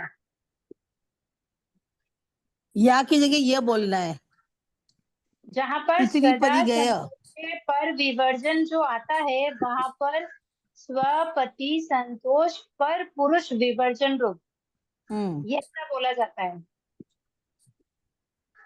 जहां पर पदार्थ संतोषे पर परदार विवर्जन रूप, ये वर्ड जो आता है ना ये पुरुष बोलते हैं, और जो स्त्रियां होती है उनको बोलना होता है स्वपति संतोष पर संतोष पुरुष पर विवर्जन पुरुष रूप। विवर्जन, यही बोलते हैं मैम। ओके। और जहाँ इतरीय परिगया पढ़ते हैं हम, हाँ वहां पर हम परी लेडीज गए। को इतरी परिगय पढ़ते हैं। या जो लगा हुआ ना, या वाली मात्रा वहां पर नहीं लगाते। क्या मैम? इतरी परिगया है ना वहां पर, हाँ हाँ तो इतरी परिगय य पढ़ते हैं, या नहीं पढ़ते हैं वहां। अच्छा, ये तो मात्रा तो यही बोलने में आ जाती है। क्योंकि हमने सीखा वही है ना। हाँ वही सीखा ना इसलिए। हाँ आप कोशिश करेंगे, आप कोशिश करेंगे कि जब जब याद अच्छा आ जाए ना तब तब इसको हाँ, है ना य बोलने की कोशिश करेंगे। इतरिये परी गई है। जी हम्म, ठीक है मैम। अच्छा, ओके इसमें सर, तो ये आज ये ब्रह्मचर्य का त्याग किया जाता है, इसमें क्या 2 ग्रहण 3 योग से किया जाता है क्या? एक करण एक योग से। ओके। ओके सर, हाँ ये दोनों अलग अलग चीजें हैं, या एक करण एक योग भी है और फिर 2 करण 3 योग भी है, ठीक है। हाँ, वो वही अपने महाराजा आप ने यही बताया था कि ना, साधना श्री जी महाराजा ने कि 2 करण 3 योग से किया जाता है। जी, अनुमोदन का वो विषय तो अपने लिए देव हमेशा देवी खुला ही संबंधी रहता है। होता है, देव देवी संबंधी होता है 2 करण 3 योग से तो। मतलब वही नहीं, बोल रही हूँ ना कि दोनों ही किए जाते हैं। अपन जब अणुव्रत में पढ़ेंगे ना इसको, तब और हाँ, अच्छे से वो क्लियर, मतलब अगर पचकांड करने हैं तो कैसे करने हैं वो चीज वहां पर समझ में आएगी। ये अभी अपन ने मोटा रूप समझा है कि भाई इसके 5 अतिचार है, ये अतिचार अपन इस समय भी कैसे लगाते हैं ऐसा। अच्छा, तो ओके सर। मनुष्य तिर्यक संबंधी 1 करण 1 योग से होता है। जी ओके साहब, तो आज 4 स्थूल कंप्लीट हो गए हैं। हाँ हाँ, पचकांड के पाठ कितने पाठ कंप्लीट हो गए? आयम्बिल हो गया शायद पचकान में। 8 पूरे हो गए साहब। नहीं उपवास 6 हो गए टीबीआर जो उपवास भी कंप्लीट हो गए। है। उपवास में टीबीआर और चौबियार उपवास भी कंप्लीट हो गए हैं। अच्छा अच्छा अच्छा। हाँ आज आज है दिवस दिवस चर्मियम पचकामी, दिवस चरिम का पचकाण। अच्छा। तो दिवस चरिमम पचकामी चौवी हम्पी आहारम अस्नम पानम खायमम सायमम अणथना भोगिणम सहसा गायणम महता गायणम सब्ब समाई बत्तिया गायणम बोस रामी। आगार उसमें 4 ही है जो फर्स्ट में पढ़े हाँ थे, निश्चय में दुकड़म। और फर्स्ट में एक्स्ट्रा पढ़ा था परीक्षा बढ़िया गायणम, जो यहाँ पर नहीं है। हाँ मतलब दिवस चर्यम के पचकाण में परीक्षा बढ़िया गायणम नहीं आता है, बाकी के चारों आकार ऊपर जैसे थे वैसे ही हैं इसमें। पेज नंबर कौन सा है? 42 42 तो 42 पेज पहले तो ये बताइए दिवस चर्यम का मतलब क्या होता है, उसके बाद आगे चले कि इसके पाठ को कैसे ग्रहण किया जाता है। सूर्यास्त से 48 मिनट पूर्व पचकान ले लेना, विहार कर लेना। कितने समय तक के लिए? ये पूरा विहार आता है ना इसमें, तो रात्रि का। जी जी, जिस तरह अपन अवकाशी करते हैं ना, वहां क्या बोलते हैं, सूर्य उगे, मतलब सूर्य उदय के बाद 48 मिनट तक के लिए नवकाशी करते हैं। और यहाँ पर अगर दिवस चर्यम का पचकाण लेना है तो 48 कम से कम मिनट है, बाकी 1 घंटे पहले, मतलब सूर्यास्त से 1 घंटे पहले या 48 मिनट पहले दिवस चर्यम का पचकाण किया जाता है चौवीहम्पी से। मतलब उसके बाद चौबियार का पचकाण है। क्या मैम, सूर्योदय से पहले? सूर्य अस्त से पहले। ये चरम अच्छा, पचकाण है। दिवस चर्यम यानी दिन के खत्म होने के आखिरी पड़ाव की बात कर रहे हैं। चरम सीमा पर जब अच्छा दिन पहुंच जाता है तब इसको चरम उस समय की पचकाण बात। कहते हैं, इसको चरम पचकाण कहते हैं। हाँ जी, दिवस जैसे जैसे 7:10 पे होता है सूर्यास्त, 7:10 पे होता है तो उसके पहले 1 घंटे पहले पचकान ले ले हैं। जी अच्छा जी, मतलब एवरेज 1 घंटा पकड़ो, बाकी कम से कम 48 मिनट हो जाता है। जिस तरह नवकाशी 48 मिनट की आती है ना, हाँ वैसे ही हाँ। सूर्यास्त के 48 मिनट के पहले तो लेनी ही होती है। अच्छा अच्छा जी। ये ये क्यों दिवस क्यों के करते हैं? पूरे ये क्यों करते हैं? ये किस में लेते हैं ऐसा पचकान? नॉर्मली रूटीन में आप अगर चौबियार करते हैं तो ले सकते हैं ऐसा, 1 घंटे पहले पानी पीना छोड़ दीजिए। ये 10 अच्छा पचकाण में आता है, 10 पचकाण में आता है। जी, ये अड्डा तप में आता है। ये हाँ विषय थोड़े से और अलग हो जाते हैं। ये जो 10 पचकाण अपन पढ़ रहे हैं ना अभी, इनको अड्डा तप बोलते हैं। यानी कि ये प्रत्याख्यान के 2 डिवाइडेशन में एक अड्डा तप आते हैं जिसके अंदर ये 10 पचकाण आते हैं। अच्छा। जैसे अब एक आसना वगैरह कुछ करे उसमें भी हम कर सकते ही हैं। हाँ, तो हम एकासना करते हैं तो चौबियार ही होता है। लेकिन क्या होता है कि हम लास्ट तक, मतलब कि सूर्यास्त का समय जो है उसके लास्ट तक अपन पानी पीते हैं। पानी तो ऐसा पीते है रहते कि नहीं हैं। हाँ, कि आज अगर करना है तो 1 घंटे पहले ही पानी का, कि बस आज पानी का टारगेट डन करते हैं और फिर बस पान कर लो। ताकि चौबियार का बचकान तो करना ही होता है ना, पर वो लास्ट समय में हाँ करते हैं। जिससे कहते हैं ना कि हम सोते सोते ही नवकाशी का समय अपन बिस्तर में निकाल देते हैं, तो क्या नवकाशी का फल मिलता है क्या? नहीं नहीं, मिलता। कहाँ नहीं से मिलता है। तो मिलेगा? वैसे वैसे ही तो वैसे ही सिस्टम यहाँ भी हो गया। अगर अपन दिवस चर्यम का बचकान करेंगे तो डेफिनेटली उसका जो फल है चौबियार वाला, 1 घंटा एक्स्ट्रा वाला तब उसके अंदर जुड़ जाता है। हम्म। भाई बिना एकासने भी जो रूटीन में भी अगर चौबियार कर रहे हैं, हाँ ये जरूर, ये तो एकासना है तो चौबियार करना ही है, लेकिन जो रूटीन में कि भाई जिनके चौबियार चलते हैं, चौबियार करते हैं, वो भी 1 घंटे पहले अगर पानी का त्याग करेंगे तो दिवस चर्यम का बचकान लेकर फिर अपने चौबियार का, मतलब दिवस चर्यम के साथ में चौबियार का बचकान कर ले। जय जिन दीदी, हाँ सर। ये इस दिवस चरम का पचकान कैसे एक दिन पहले लेना है क्या, दूसरे दिन तक का? नहीं सर, हाँ, ये जैसे आज शाम को आज का लेना दिवस चर्यम, तो आज के सूर्य अस्त के 1 घंटे पहले आप इसका बचकान करेंगे। ठीक है, तो ये दूसरे दिन जैसे पालते हैं ना अपन, नवकाशी पोर्ची पालते हैं उसमें दिवस चर्यम में, और अगर नवकाशी की है अपने तो या पोर्ची की है तो उसको भी साथ में जोड़कर फिर उसी पाठ से पारेंगे। सम्मम कायणम न इसमें- पालिम वाले पाठ से। तो दिवसचर्या का 55 लेने के बाद फिर कुछ भी नहीं, पानी वानी कुछ भी नहीं चलेगा रात को भी? नहीं, वो चौबियार ही करना है,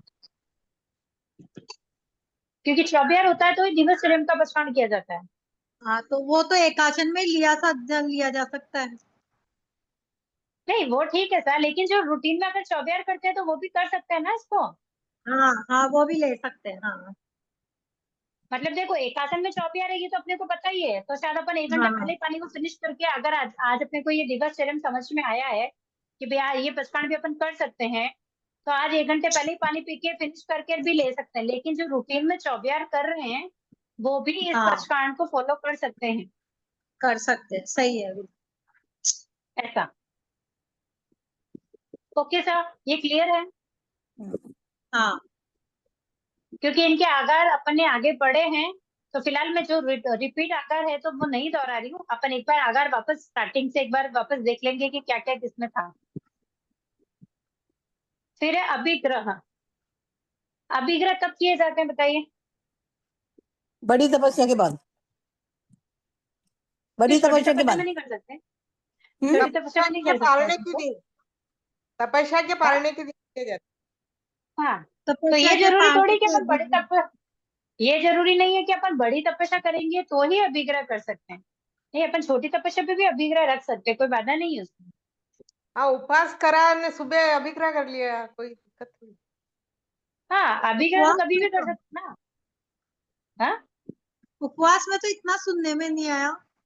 नहीं हम करते। कर सकते हैं, हम कर 10 सकते पचखान हैं। में भी 10 पचखान होते हैं, उसमें उपवास कर के दूसरे सकते हैं। दिन अभिग्रह रख लेते हैं, तो वो एक पचखान उतर जाता बिल्कुल है।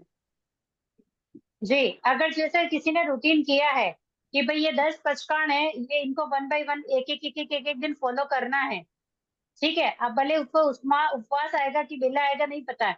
जैसे एक दिन आज नवकारसी की 1 प्रत्येक अनुत्तरा, दूसरे दिन पोरसी की, फिर 2 पोरसी की, फिर एक दिन एकासना किया, फिर एकलठाना किया, फिर अयंबिल किया, एक दिन तिबियार उपवास किया, एक दिन चौबियार उपवास किया।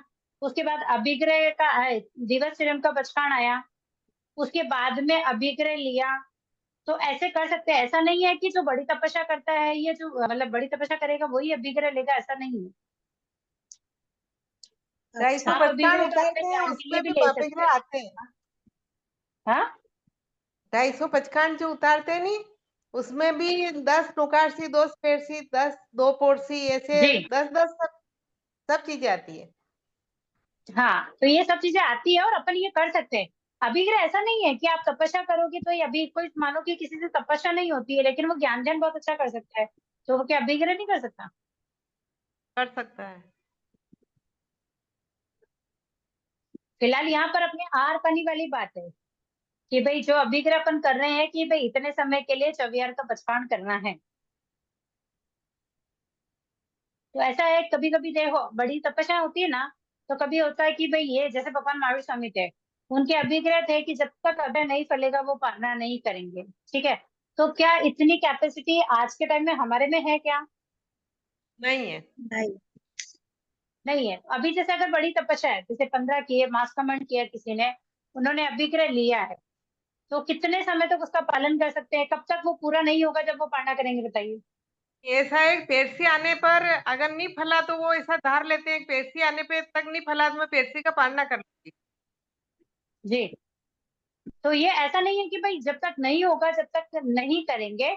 तो ये तो ऐसा है कि जैसा मन में धारेंगे, आप महाराजा के पास भी जाओगे कि भाई महाराजा मेरे को ये अभिग्रह लेने हैं, महाराजा कहेंगे अभिग्रह लेने हैं, लेकिन इसके पारने का सिस्टम वही होता है कि भाई आपके मन में आपको धारना है, वो तो अभिग्रह दिला देंगे। फिर महाराजा पूछेंगे भाई कि महाराजा कब तक, कि भाई 2 पोर्सी तक तो आप वेट करेंगे, नहीं होगा तो आप पारना कर सकते हो, नौकार में गिनोगे तो आपका अभिग्रह मतलब खुल जाएगा।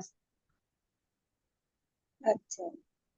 ओके सर, तो अभिगम पचकामी चौबिहम्पि आहारम अस्नम पानम खैमम सैमम अणथणा भोगेणम सहसा कारणम महत्ता कारणम सब्ब समहि बत्तिया कारणम भो स्वामी। तो मुझे नहीं लगता ये TBMP चौबिहम्पि उपवास दिवसचर्यम अभिग्रह इनमें कोई ज्यादा बाधा है, क्योंकि पार्ट सेम सेम है, बहुत कम चेंजेस है उसमें, तो याद करने में भी शायद आप लोगों को दिक्कत नहीं आएगी। हम्म। दीदी ओके, लास्ट अभिग्रह का वापस समझाइए ना, नहीं समझ में आ रहा है। किसका? अभिग्रह। अभिग्रह। अभिग्रह जब अपन तपस्या करते हैं ना, हाँ। जब पारने होते हैं तब वो अभिग्रह लिए जाते हैं। जैसे कि आज मेरे तेला है, ठीक है, और मैंने अभिग्रह लिया है कि कल सुबह, या जैसे सुबह ही लिया है कि भाई मैं पारना तब करूं जब मुझे मेरे मम्मी पापा कहे कि तू पारना कर ले।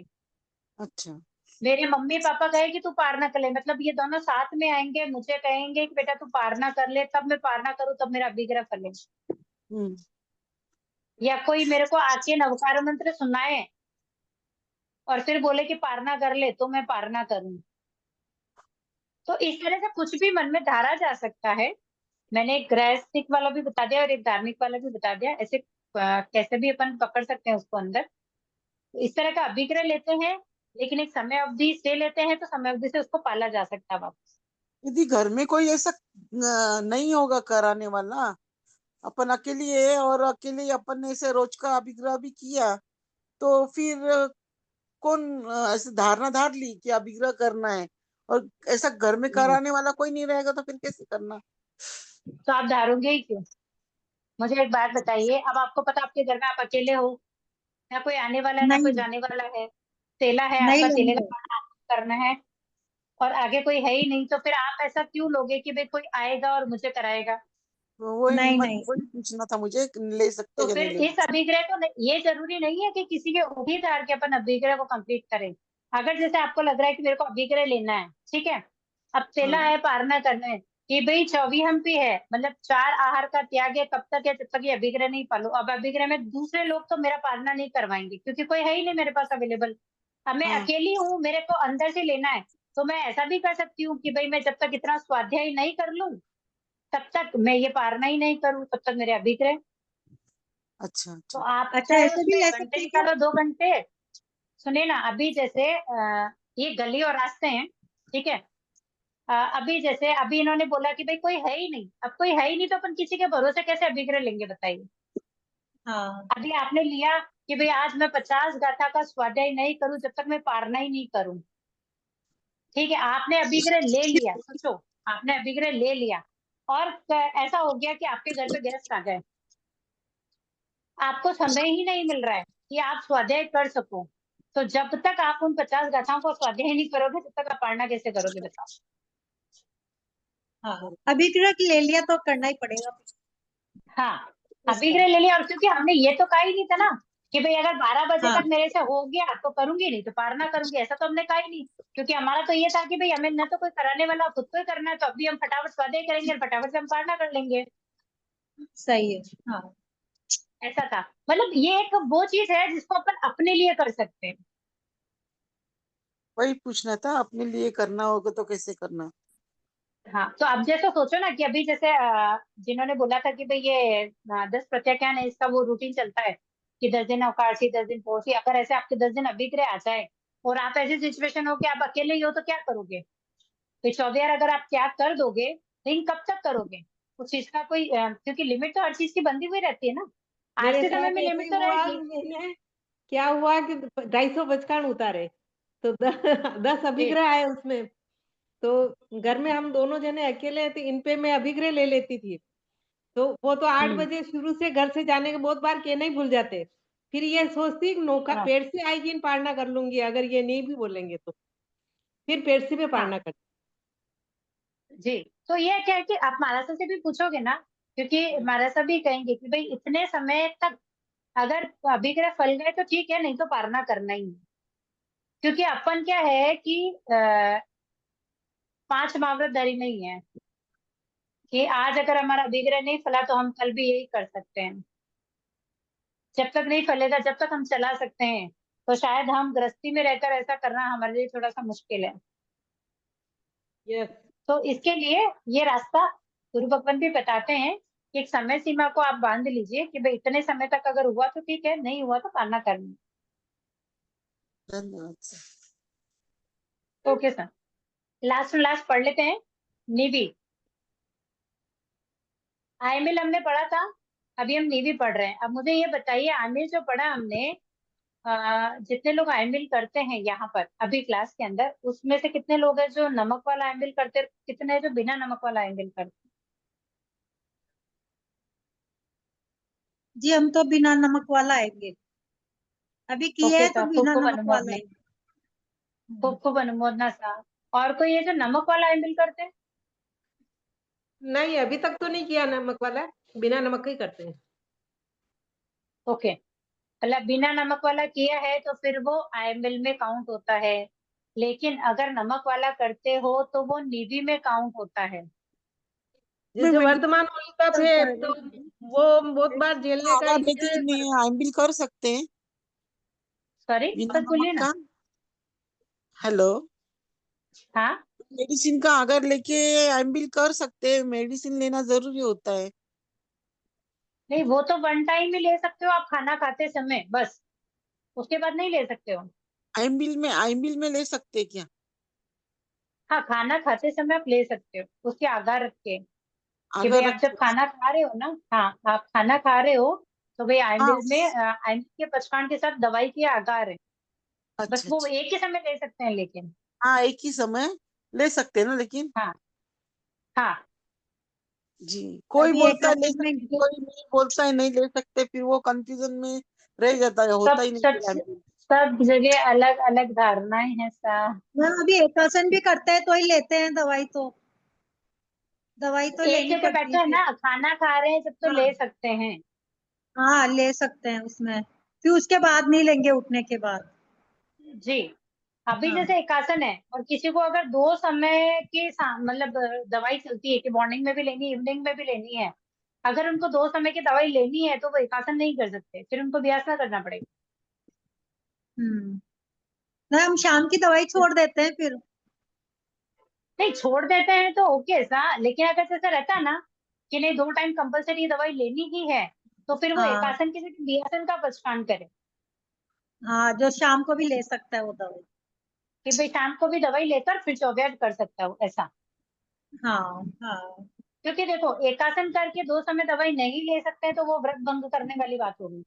आप व्यासन बचक हाँ लो, आराम से दवाई भी ले लो, कोई बाधा नहीं है। देखो जब तक ये शरीर सही चलेगा हम सब कर पाएंगे, शरीर ही नहीं चलेगा तो क्या कर पाएंगे, तो थोड़ा उसका ध्यान भी रखना पड़ेगा। चलिए, जी धन्यवाद सर। निर्विगयम पचखामि अनथना भोगणम सस्ता कारणम लेवा लेवेणम गिहित संसिचेणम उक्कित विवेकेणम पंडित मक्खियेणम परीक्षा वन्य कारणम मेहता कारणम सब समय बत्तिया कारणम बोस रामी। इसमें कितने आगार हैं?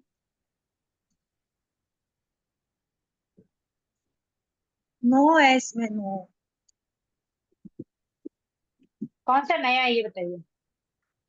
इसमें नया कौन सा आया, ये है पडु पडुच मक्खी एणम। जी, पडुच मक्खी एणम, ये नया हाँ आकार है, बाकी जो अपन ने कंटिन्यू पढ़े हैं वही सारे आकार है। तो इसका हाँ मीनिंग है कि भोजन बनाते समय अगर रोटी है, अगर उस पे अपने जैसे उंगली में घी है और वो उस पर लग जाए, या किसी भी प्रकार का चाहे दूध है दही है, अगर कोई भी विषय अगर हाथ में था लग जाए उस रोटी पर, और अगर वो ली जाए या हमारा से को बहराई जाए तो उनको भी निधि में कलपती है। अच्छा।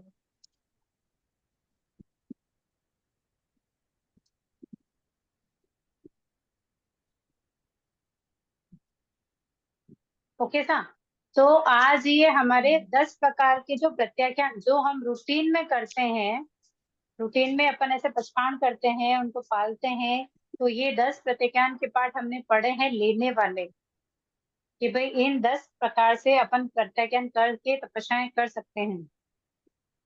हम्म ओके, दीदी, इसके दीदी एक पारने। मिनट, हम्म, जैसे अभी आइमबिल में आप बोल रहे कि अगर लेके मेडिसिन ले सकते, तो वो मेडिसिन लेने के अगर मतलब कैसा पचकान लेने का वो? जैसे आयम्बिलम पचकान भी बोलते हैं ना, कि भाई आयम्बिल का पचकान, अच्छा वहां पर के भाई मेडिसिन का आगार, और फिर बायोसिटीज पार्ट वैसा का वैसे,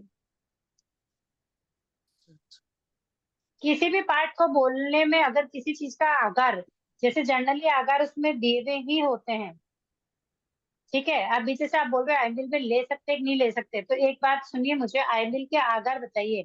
अयम बिलम पचकामी अणता भोगणम सस्यागारणम मेत्तागारण, सॉरी, लेवा लेवेणम उकित विवेकेणम घी संस्कृणम पैठा बणियागारणम मेत्तागारणम सब समय वत्यागारणम। मेत्तागारणम का मतलब क्या हुआ?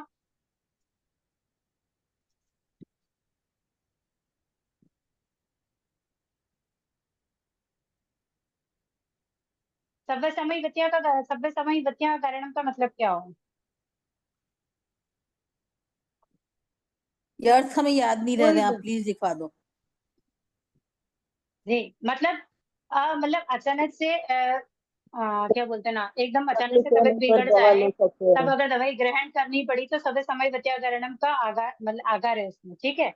और मेत्ताकरणम विशेष निर्जरा से, तो किसी भी विशेष हाँ निर्जरा को ध्यान में रखकर अगर किसी के रोगी की सेवा करनी है या धर्म संघ के प्रति कुछ कार्य ऐसा है करना है, तो उसको पारा जा सकता है। जो पचखान लिया है, पहले जैसे से पोरसी दो पोरसी अगर की है तो उसको पारी जा सकती है, हाँ, ठीक है ना। तो ऐसा सुन, और फिर भी देखिए साहब, मैंने भी गुरुजनों से ही पूछा है कि भाई ऐसी सिचुएशन है तो कर सकते हैं क्या, तो उन्होंने बोला कि ले सकते हैं आप। फिर भी गुरु भगवंतों से अगर जिनके भी संपर्क में है अभी, आप इसको एक बार पूछ के वापस अपनी क्लास में एक बार जरूर बता देंगे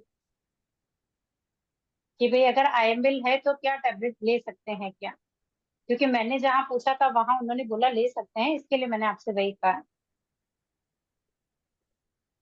नहीं जी मतलब पचकान लेते समय ऐसे ही बोलने का ना कि मैंने दवाई का अगर आइमिलम पचकामी हो, ऐसा बोलने का ना। हाँ हाँ, क्योंकि जो चीज देखो पार्ट पूरा वैसा ही बोलना है, लेकिन जिस चीज के अपन अगर स्पेशली और रख रहे हैं तो वो तो वहां पर अपने को मतलब करना ही पड़ेगा कि भाई इस चीज के अपन आगार ले रहे हैं। अच्छा। फिर ये परीक्षा में कैसे आएंगे, इनके अर्थ आएंगे जैसे। हाँ, अर्थ पूछे जा सकते हैं, जैसे वर्ड देकर अर्थ पूछा जा सकता है, अर्थ देकर वर्ड पूछा जा सकता है, इसमें से अच्छा आगार पूछे जा सकते हैं, कितने आगार किसमें हैं, और पाठ लिखने को भी आ सकता है। अच्छा, ये पचकान का पाठ भी आ सकता है कोई भी। जी। अच्छा लास्ट लास्ट आज का जो इसका विषय अपन समाप्त करते हुए एक चीज है, प्रत्यय ज्ञान पाढ़ने का सूत्र, उसको पढ़ लेते हैं।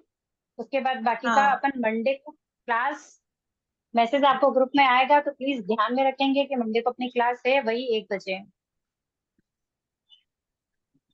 पढ़ने का पाठ है उगे सूर्य, ठीक है। अब चाहे वो नवकारसी है, पोरसी है, दो पोरसी है, एकासन है, एकलटाना, आयम्बिल, उपवास, दिव्या उपवास, दिवसचर्या में अभिग्रह निधि, कोई सा भी पचखान आपने किया है उसको यहाँ पर बोलेंगे। उगे सूर्य के बाद उस पचखान का नाम बोलेंगे, फिर पचकाय माणे कयम तम पचखाणम सम्मम कायणम न फास्यम न पाल्यम न तीर्यम न कीटियम न आरायम जम च न आराह्यम तस मिच्छामि दुक्कडम। ये इसके पारने का पाठ है।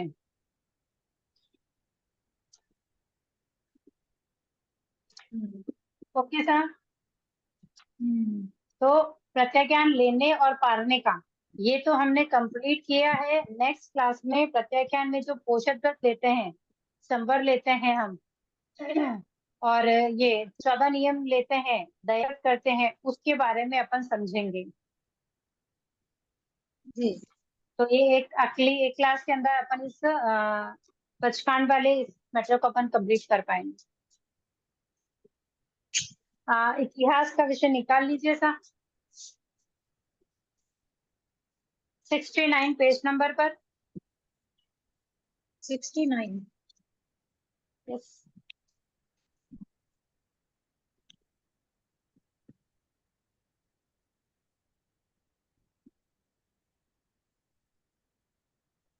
चलिए, हमने भरत और बाहुबली की स्टोरी को कंप्लीट कर लिया था, और भरत का जो अनासक्त योग था उसके बारे में अपन जान रहे थे कि भाई भरत हाँ अपने इतने भाइयों के होते हुए भी जब सबने दीक्षा ग्रहण कर ली तो वो ऐसा ही हो गया, बिना भाई के हो गया वो। फिर वो एकदम उदासीन रहने लगा था, क्योंकि राज्य का संचालन तो उसको करना ही था, तो राज्य का संचालन कर रहा था, उदासीन रह रहा था, मतलब सब कुछ उसको मिल रहा था, लेकिन उसकी आसक्ति किसी पदार्थ पर नहीं थी। मतलब हर तरह की चीज, देखो राजा था और छेकन का स्वामी था तो उसके पास सब चीजें थी, लेकिन उसको आसक्ति ही नहीं रही कि नहीं मैं राजा हूँ तो उस शहर का अहंकार है या मेरे पास ये है वो है, ऐसा कुछ भी उसके पास मतलब नहीं रहा था। सामान सब मिलते रहे, मतलब पदार्थ सारे मिलते रहे, लेकिन आसक्ति का विषय उसके पास नहीं रहा। तो उनका जो वैराग्य भाव जो जगा, वो कैसे जगा उसको जान लेते हैं। सम्राट भरत नहाने के लिए स्नान घर में गए, उन्होंने अपनी अंगूठी खोली, अंगूठी से उस उंगली की शोभा घट गई। जैसे उन्होंने अंगूठी निकाली तो एकदम देखा कि एकदम वो निशान निशान ही रह गया, मतलब अच्छा नहीं लग रहा था। हाथ का जो लुक आ रहा था वो उनको नहीं अच्छा लग रहा था कि भी इसमें लुक ही नहीं आना। फिर से उसको पहना तो उसकी शोभा बढ़ गई, और फिर से निकाला तो उसकी शोभा घट गई। तो ऐसा वो चिंतन कर रहे थे, पर पदार्थ से शोभा बढ़ती है, सौंदर्य, यह सौंदर्य कृत्रिम है, ये कि सौंदर्य के साधन है, करेंगे तो शोभा बढ़ेगी, लेकिन नेचुरल शोभा बढ़ेगी क्या उससे? नहीं, इस चिंतन नहीं में वे बढ़ेगी। लगे रहे और सहज ये सौंदर्य को ढूंढने लगे। मतलब बाहर वाला सौंदर्य उनको समझ में आ गया कि जब तक ये चीजें मैंने धारण कर रखी है तो मैं बहुत सुंदर लग रहा हूँ, लेकिन जैसे ही मैं इसको उतारूंगा तो मैं जो सुंदरता का जो मैं आवरण ओढ़ रहा है वो वहां पर खत्म हो जाता है। तो उनको ये चीज समझ में आ गई थी कि बाहरी सुंदरता नहीं, मुझे आंतरिक सुंदरता को ढूंढना है। और वो सहज ही उस विषय पर चिंतन करने लगे थे। चिंतन करते करते मतलब वहां उनका उनके भावनाओं का प्रवाह इतना प्रबल आगे बढ़ गया था कि उनके सारे कर्म मैल धुल गए, और वे एक क्षण नहीं लगा उनको विरक्त होने में। न तो उन्होंने वेग बदला, न राजप्रसाद से बाहर निकले। मतलब उन्होंने, देखो हमने जहाँ पढ़ा वहां क्या पढ़ा था कि भाई उन्होंने संयम धारण किया, फिर उन्होंने साधना की, तब हाँ उनको मतलब ऐसा हुआ। ठीक है, लेकिन यहाँ सिर्फ उन्होंने अपनी सौंदर्य का विषय ही उसका चिंतन करते करते ही वो विरक्त हो गए, और उन्होंने वह वेद भी नहीं बदला, और उनको कि भाई भाई अब संयम ही लेना है। किंतु उनका आंतरिक राग उनके बाहर ही निकल गया, और उन्हें केवल दर्शन, मतलब बिना संयम को ग्रहण करे केवल ज्ञान केवल दर्शन की प्राप्ति हुई उनको। और इस प्रकार भगवान स्वयं ही प्रवर्जित नहीं हुए, परिवार सहित अनेकों को उन्होंने तारा है।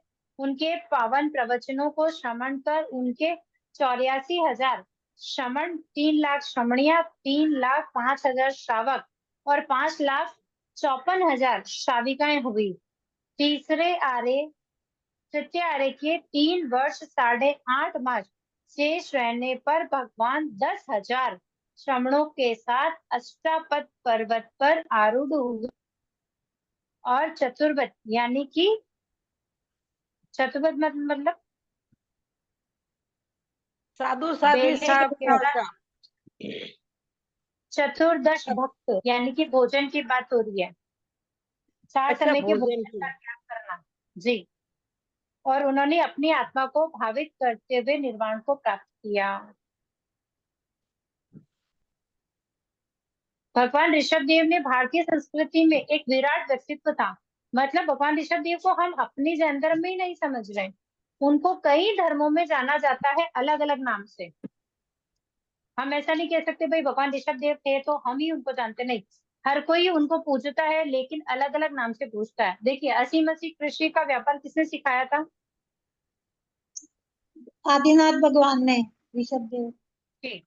और कृषि जो करनी थी, मतलब 80 कृषि उन्होंने ही सिखाई थी। तो जो कृषि हाँ वाले लोग थे जो कृषि करने लगे थे, तो वो तो यही कहेंगे ना कि भाई वो थे, उन्होंने बताया कि कृषि कैसे की जाती है, तो वो उनको हाँ देवता मानते थे। क्योंकि जब उन्होंने कहा, अभी अपने साथ नहीं होता है कि अभी जैसे गुरु भगवान थे, कोई चीज कहते हैं अपने को, अपन उसको फॉलो करते हैं, बहुत अच्छा रिजल्ट जब आता है तो अपन कहते हैं ना कि अपने लिए तो भगवान रूप है ये। हाँ तो वैसे उनको भगवान के रूप का दर्जा दिया जाता था। तो आगे देखते हैं उसमें भारतवर्ष के जिन महापुरुषों का मानव जाति के विचारों में स्थायी प्रभाव पड़ा, उन्होंने भगवान ऋषभ देव में प्रमुख स्थान है। मतलब हर कोई भगवान ऋषभ देव को अलग अलग नामों से पुकारता है। ये सारे ही संप्रदायों में है, मतलब ऐसा नहीं है कि किसी में छूटा है। जैसे जैन इतिहास में आर्य तीर्थंकर के रूप में उपास्य रहे, वैदिक साहित्य में विविध रूप से प्राप्त होते हैं। कहीं पर उन्हें ब्रह्मा, कहीं विष्णु व कहीं महेश्वर मानकर अर्चना की जाती है। मतलब ब्रह्मा विष्णु महेश, इनको भी भगवान विष्णु के अपने भगवान ऋषभ देव के नाम के दूसरे नाम ही है ये। और कहीं पर इनको अग्नि, कहीं पर केशी और कहीं हिरण्य गर्भ और कहीं पर वातर्षणा के रूप में इनका उल्लेख मिलता है। मतलब इनके नाम की इनकी जो प्रतिष्ठा है वो इन इन रूपों में अलग अलग रूप जगह देखी जाती है। इस्लाम धर्म में इनको आदम बाबा के रूप से स्मरण किया जाता है। जापानी उन्हें रोक्शव कहकर पुकारते हैं। मध्य एशिया में उनको बाढ़ आल के नाम से प्रसिद्ध है और पाश्चात्य देशों के अंदर इनकी ख्याति कहीं पर कृषि के देवता, भूमि के देवता और कहीं पर सूर्य देव के रूप में विश्रुत रही है। भगवान ऋषभ देव जिस धर्म का संस्थापन किया उसका समय समय पर उन्नय होता रहा है। यह कार्य वर्तमान काल चक्र के इस व्यवहार काल चक्र के चौथे आरे में उत्पन्न 23 तीर्थंकरों द्वारा संपन्न हुआ है। मतलब भगवान ऋषभ देव के द्वारा ये सब शुरू हुआ है और चलते चलते 24 तीर्थंकरों तक ये चीज चलती रही है। भगवान नेमिनाथ तक के 21 तीर्थंकर को आज ऐतिहासिक पौराणिक पुरुष मानते हैं और भगवान अरिष्ट नेमि को अर्ध ऐतिहासिक पौराणिक पुरुष मानते हैं। अर्थात इन महापुरुषों तक इतिहास की पहुंच नहीं है क्योंकि उनके अस्तित्व का प्रमाणित करने का कोई भौतिक चिन्ह नहीं मिला है। मतलब भगवान ऋषभ देव के बारे में तो बहुत कुछ है हमारे पास, भगवान महावीर स्वामी के बारे में है, लेकिन अभी अजितनाथ जी के बारे में पूछेंगे तो मिलेगा क्या उतना जितना भगवान ऋषभ देव और उनके बारे में है? नहीं मिलेगा। तो बस वही है कि 21वें नेमिनाथ जी तक, मतलब अजितनाथ जी से लेकर नेमिनाथ जी तक के तीर्थंकर जो है उनका उतना विवरण कहीं पर मिलता नहीं है। बहुत कम चीजें हैं जो मिलती है मतलब वहां पर। हाँ, एक बात और है, इसमें ये जो इंडेक्स आई है भगवान ऋषभ देव वाली, इसी तरह की इंडेक्स आगे आपको और मिलेगी भगवान पारसनाथ की, भगवान अरिष्ट नेमि की, ऋषभ देव की और भगवान महावीर स्वामी की। मुझे रिक्वेस्ट है कि ये इंडेक्स है उनको आप प्रॉपर याद कर लेंगे, उनको समझ के रख लेंगे, उनमें से कुछ भी पूछा जा सकता है। अच्छा बताइए, फटाफट से एक रिवीजन कर लेते हैं और इस चैप्टर को यहाँ क्लोज करते हैं। भगवान ऋषभ देव वाला, उनका जन्म कौन से आर्य में हुआ? तीसरे आ रहे हैं। उनकी दीक्षा कहाँ पर हुई? अयोध्या में। और वो कितने वर्ष के थे जब उनकी दीक्षा हुई? 63,000 वर्ष, 83 लाख पूर्व। 83 लाख वर्ष 83 लाख पूर्व की उनकी आयु थी जब उनकी दीक्षा हुई और 4000 व्यक्तियों के साथ उन्होंने दीक्षा ग्रहण की। उनकी दीक्षा कहाँ हुई? अयोध्या अयोध्या नगरी। में। अयोध्या में। अयोध्या नगरी में। जी। और उनको केवल ज्ञान कहाँ प्राप्त हुआ? शक मुकुट मताल में। ध्यान में पुरी मताल नगर। नगर में। हाँ, पूरी मताल में वृक्ष वृक्ष के नीचे और दीक्षा के 1000 वर्ष के बाद में उनको केवल ज्ञान प्राप्त केवल हुआ। ज्ञान हुआ। और जब उनका निर्वाण हुआ तब उनके साथ कितने व्यक्ति थे? 10,000। 10,000। 108। 10,000 व्यक्ति उनके साथ। 10,000। भगवान ऋषभ देव ने जब दीक्षा ली तो 4000 व्यक्ति उनके साथ थे, लेकिन जब वो निर्वाण को प्राप्त हुए थे तब 10,000 व्यक्ति साथ में थे।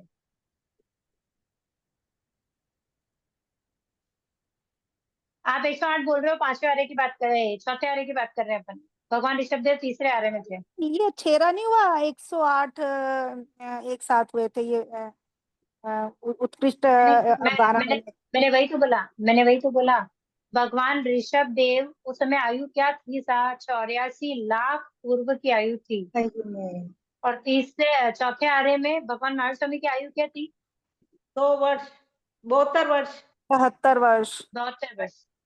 समय कम हुआ, लोग भी कम हो गए, तो यहाँ पर 10,000 व्यक्तियों के साथ उनका निर्माण हुआ है। ठीक है, आप 108 वाली बात कर रहे हो, चौथे आर्य की बात है, और मैं जो बात कर रही हूँ वो 3रे आर्य की बात है। उनके पिता का नाम नाभि राजा, माता का नाम मरु देवी, पत्नी का नाम सुमंगला और सुनंदा, और सुमंगला के पुत्र का नाम भरत बाहुबली। भरत जी। सुमंगला के पुत्र का नाम भरत और 99 जो भरत और बाहुबली तो सुमंगला के थे। और सुनंदा के दूसरे 98 पुत्र थे। 98 पुत्र थे। सुंदरी सुंदरी और ब्राह्मणी कहाँ जाएगी फिर? हाँ तो पुत्री थी ना, वो तो पुत्र नहीं है ना, वो तो पुत्र और पुत्री की बात कर रहे हैं अपन। सुमंगला के बाहुबली और भरत तो पुत्र थे और सुंदरी। ब्राह्मणी पुत्री थी। हाँ तो भरत और ब्राह्मणी है ना, सुनंदा के पुत्र और सुनंदा पुत्री थे। के ओके तो सुनंदा के थे ना ये बाहुबली जी। जी। नहीं हाँ। नहीं नहीं, सा सुनंदा सुमंगला के के। भरत जी थे। भरत सुमंगला के पुत्र का नाम बाहुबली और भरत। और पुत्री का नाम ब्राह्मणी सुंदरी। ब्राह्मणी ओके ब्राह्मी। सुंदरी। यहाँ लिखा है चार्ट में लिखा है। अरे हाँ साहब, वो सुनंदा पुत्र और के पुत्री थे का नाम बड़ी और बाहुबली। छोटी के हिसाब से लिखा हुआ है साहब, लेकिन हम जो पढ़ रहे हैं ना वो तो छोटी और बड़ी ऐसा पूछा जाए तो है। बाकी सुनंदा के पुत्र का नाम बाहुबली था। हाँ वही तो मैंने कहा, सुनंदा के बाहुबली थे और सुमंगला के तो भरत थे। हाँ तो सुमंगला के भरत और 98 पुत्र। हाँ। ओके सा, ये इंडेक्स वैसा नहीं है। पत्नी का नाम सुमंगला और सुनंदा है, पुत्र का नाम भरत बाहुबली और 98 पुत्र है, पुत्री का नाम ब्राह्मणी और सुंदरी है। ओके ये इंडेक्स के हिसाब से है। अच्छा, हम अलग अलग समझ रहे हैं मैम। हम सोचे हाँ सुमंगला के भरत बाहुबली है और सुनंदा के 91 पुत्र है। जी, इसीलिए बोल रही हूँ ये ऐसे इंडेक्स दिया हुआ है कि भाई इतने पुत्र थे, इतने अच्छा पुत्रियां थी। ठीक है, अच्छा, ऐसा हमने नहीं दिया हुआ गलत कि सुना। कौन से किसके हैं। वो तो अपन आगे जो अपन ने लाइन पढ़ी है ना, वहां हाँ से हाँ निकालेंगे। बस वहीं से निकालेंगे कि भाई अगर आपको पूछा जाए कि भाई सुमंगला के कितने पुत्र और पुत्रियां थी, तो आपको वहां से निकालना है, यहाँ से नहीं। अच्छा। ओके, भगवान ऋषभ देव के साधु 84,000। 84,000। साध्वियां 3 लाख। 3 लाख। श्रावक 3,05,000। ओके, और श्राविका 5,54,000। 54,000। जी। तो ये भगवान ऋषभ देव के बारे में उनके पुत्र और पुत्रियों के बारे में छोटा छोटा सा वर्णन था जो अपन ने पढ़ा। तो इतना ही इस इतिहास में आपके एग्जाम में, इतना ही भगवान ऋषभ देव भरत और बाहुबली के बारे में आने वाला है बस। अच्छा, यहाँ तक ही आएगा क्या मैम? नहीं नहीं, भगवान ऋषभ देव के बारे में उतना ही है, ऐसा कहा मैंने। इतिहास खत्म अच्छा नहीं हुआ, अच्छा। स्टार्ट हुआ है। हाँ, मैंने कहा इतना ही आएगा क्या ये, यहाँ तक ही। नहीं नहीं नहीं, ये आज एक टॉपिक फिनिश किया अपन ने। भगवान ऋषभ हाँ देव वाला जो चल रहा था उस टॉपिक को आज फिनिश किया है। नेक्स्ट में भगवान अरिष्ट नेमी और पारसनाथ की स्टोरी को अपन कंप्लीट कर लेंगे। जी। तो आप लोग प्लीज 70 पेज नंबर तक एक बार रिवीजन कर लेंगे। आपके पास टाइम है, देखिए आज गुरुवार हुआ, शुक्र शनि रवि 3 दिन है आपके पास। सिर्फ एक बार रिवीजन कर लेंगे ताकि कुछ भी अगर ऐसा रहा कि नहीं समझ में आ रहा तो उसको वही क्लियर कर लेंगे, ऐसा है। जी। ओके सर, आज के लिए इतना ही।